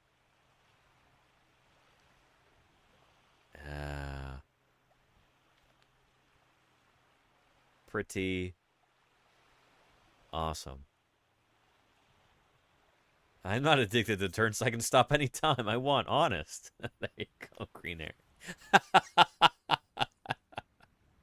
You know, might as well face it. You're addicted to turns. Ah, lovely. Good stuff. Thank you, Green Herring. Wonderful as always. And thing, so I don't know what this means yet, but here's a Canada goose I met yesterday. Canada goose, that's a bird with some serious moxie. They're tough birds. Very nice thing. Very, very nice. Yeah. And you live to tell the tale, says Lady Nut. Yeah, that must mean you're pretty tough, too. Yeah. Thing, well, Canada geese, I could talk for a long time about them, but we gotta get through this. Shoot, let me continue. Yeah. And Braddington says a group of geese is colloquially known as a planet-wide threat. They're tough birds. They are. They'll beat you up. And Logan and Rocco says Cobra chickens scare me. Sleepy baby on a Thursday at like 14 o'clock. That's what, 2 p.m.? Look at this. Look at this lovely psittaciform bird right here. Just sleeping. Shh. Very nice. Thank you, Logan. Is this your sleepy baby bird? Looks like it. Maybe. Very nice. Thank you for sharing. Bat Mather says, Edina, Minnesota. On the ledge is a pair of falcons, hawks, question mark. They like to hang out while they eat their lunch. Hopefully they'll choose to nest there one of these years. I love this classic Thursday Birdsday photo. Let's see if we can spot them.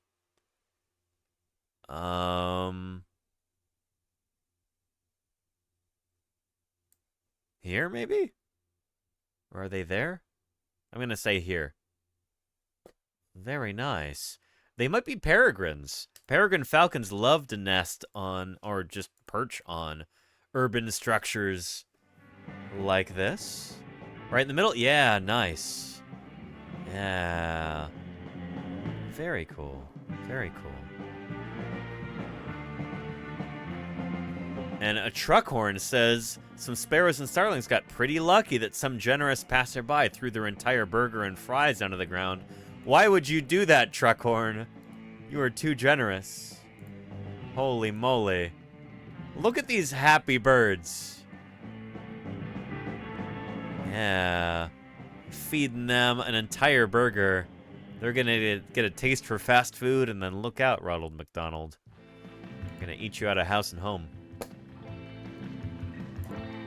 Very nice. Truck horn, very nice. A beautiful Thursday Birdsday photo. This very well captures the spirit of Thursday Birdsday.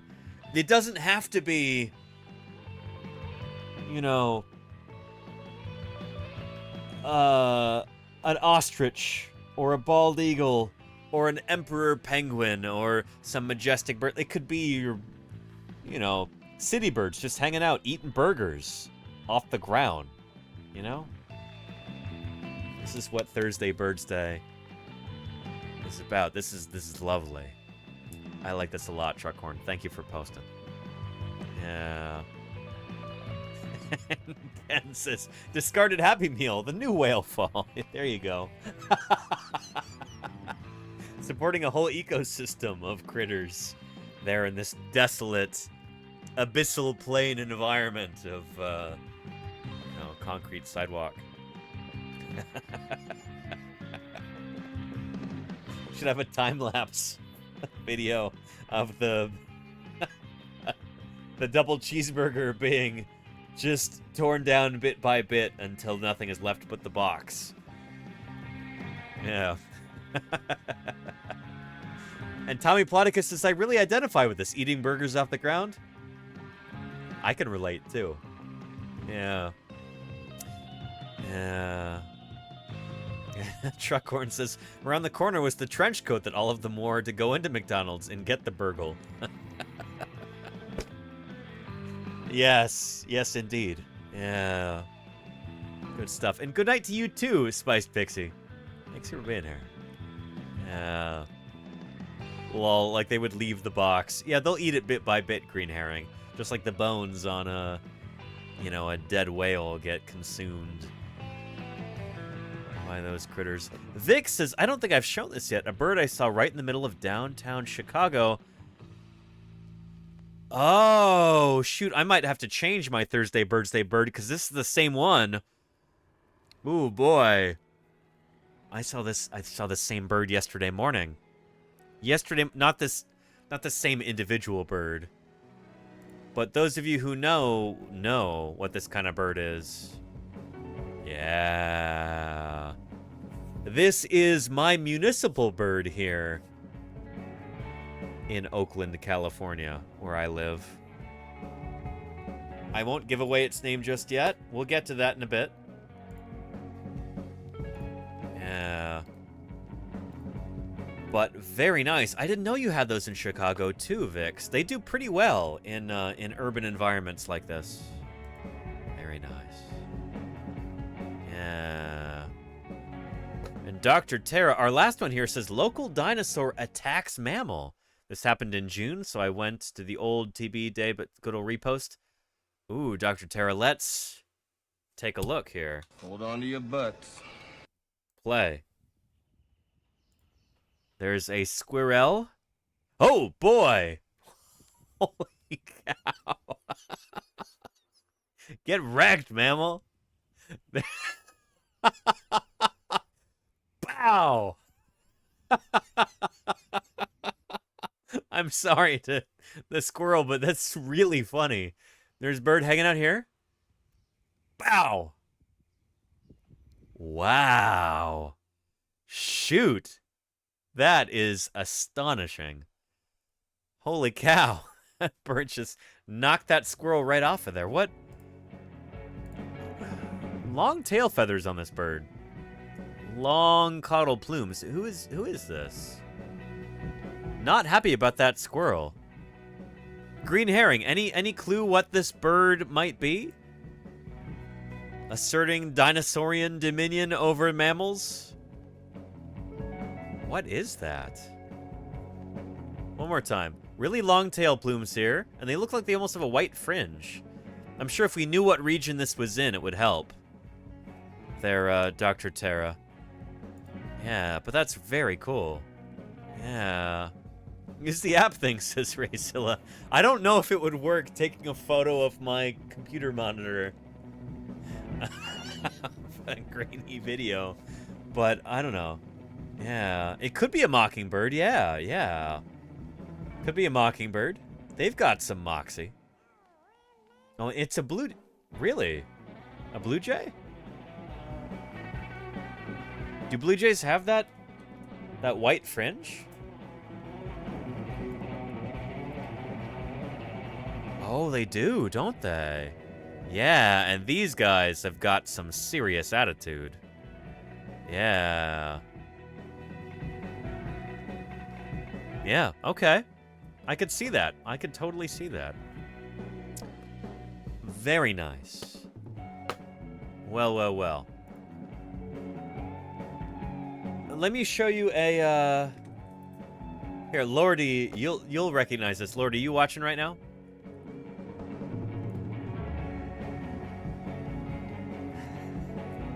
Lordy and I recently were in San Francisco, and we stopped by a thrift store, and they had a lovely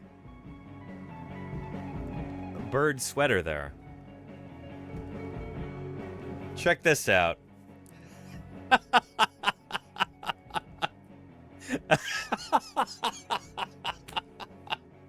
Oh, man. If I had $60, whatever this cost, I'd think about buying this. But that's pretty incredible. Really, really nice. Yeah. It almost, to me, this almost looks like a blanket that somebody turned into a sweater. Is there like a yarn blanket that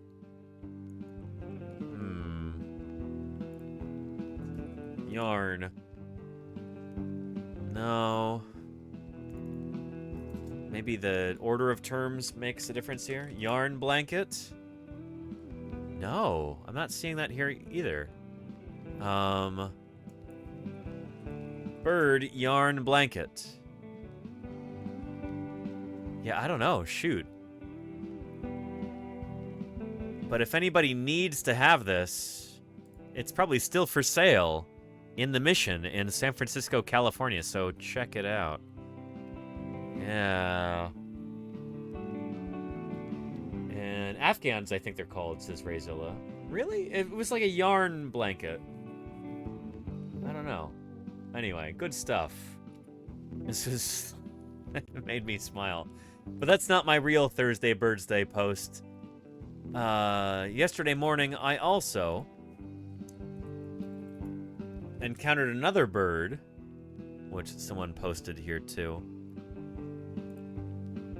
It was on my way to the grocery store, just hanging out on top of a car here. Outside the Food Max, the discount grocery store. And this bird is... well, shoot. Who is this bird, everyone? You might know this bird. If you're from Oakland, California, you probably have a particular fondness for this bird. He's Kevin, says Mayor Space. You know this particular bird? Yeah.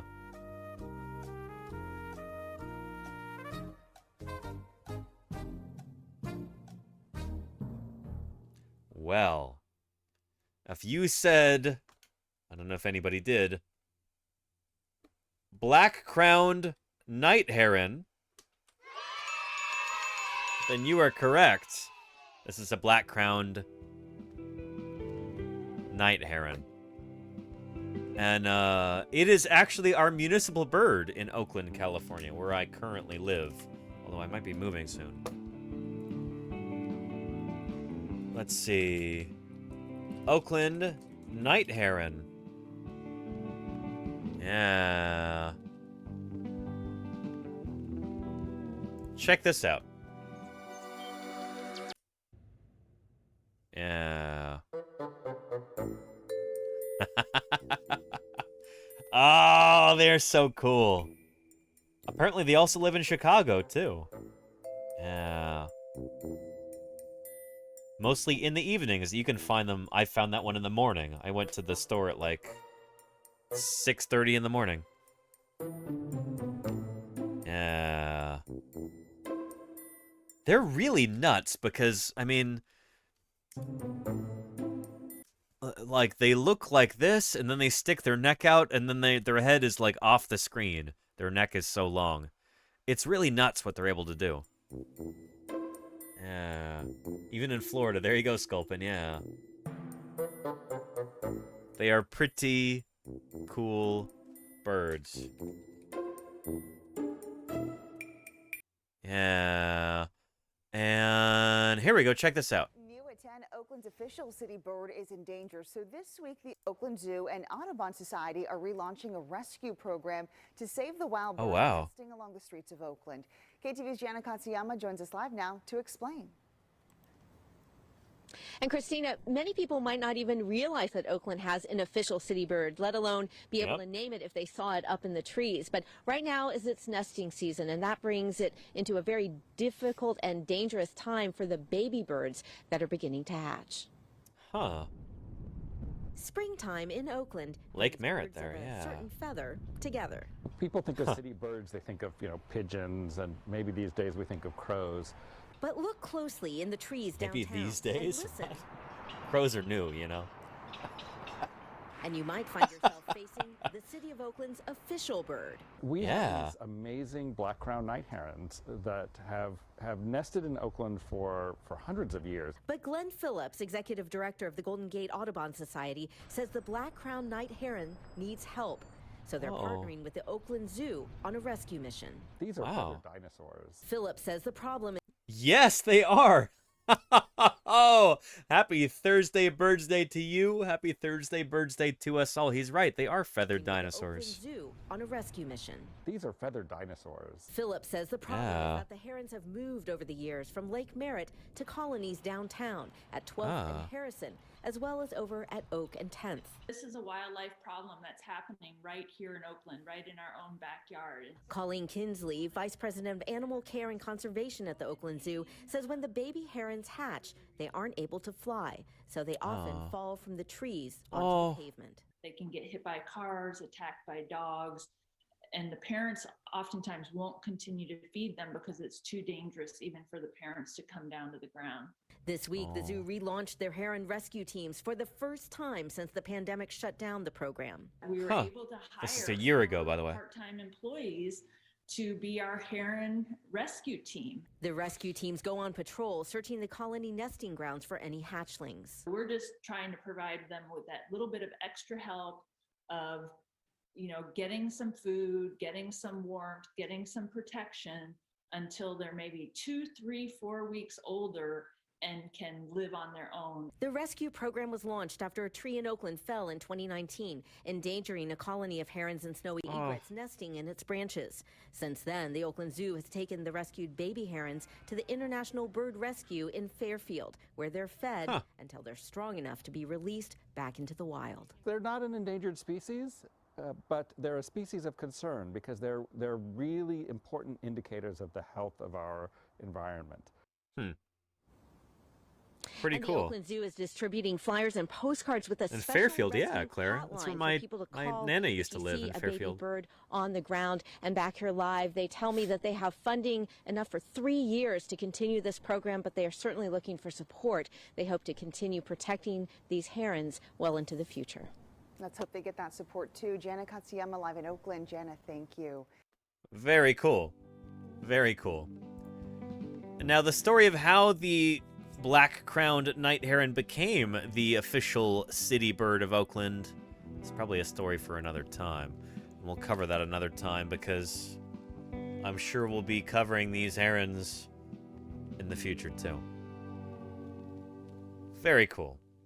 Well, a very happy Thursday Birds Day to everyone. Thank you for joining me on today's stream. We're going to go ahead and start wrapping things up here.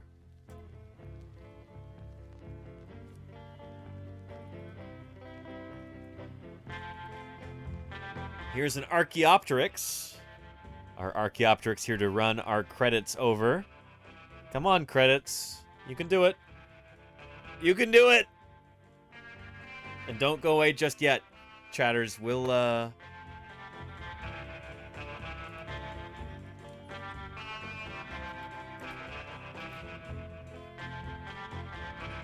come on.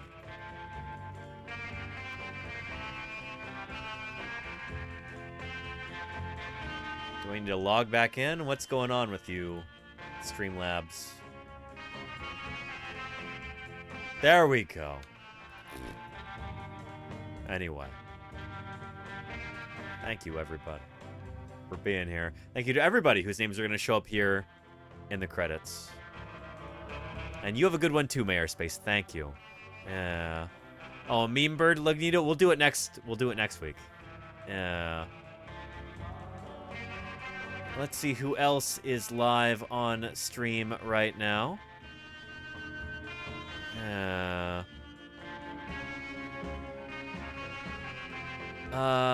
Let's go see what Belinda's up to at Science Streams.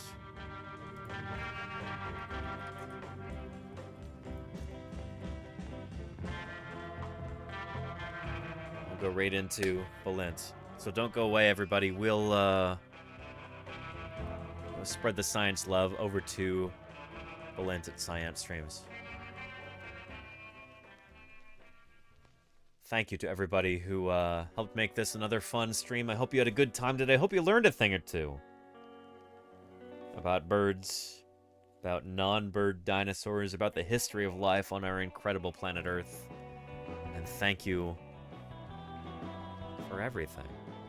From the raiders, to the lurkers, to the followers, to the subscribers, to the moderators. Thank you, everyone. Appreciate you more than you know. Without further ado, we're going to go tune into Belinda, and I'm going to see if I can fix this 3D printer, huh? All right. Take care, everybody. And I'll see you tomorrow for a special stream about early American paleontologist, some would say the first American paleontologist, Joseph Leidy. We'll be talking about him tomorrow. It should be a fun stream. I'll catch you then. Bye-bye.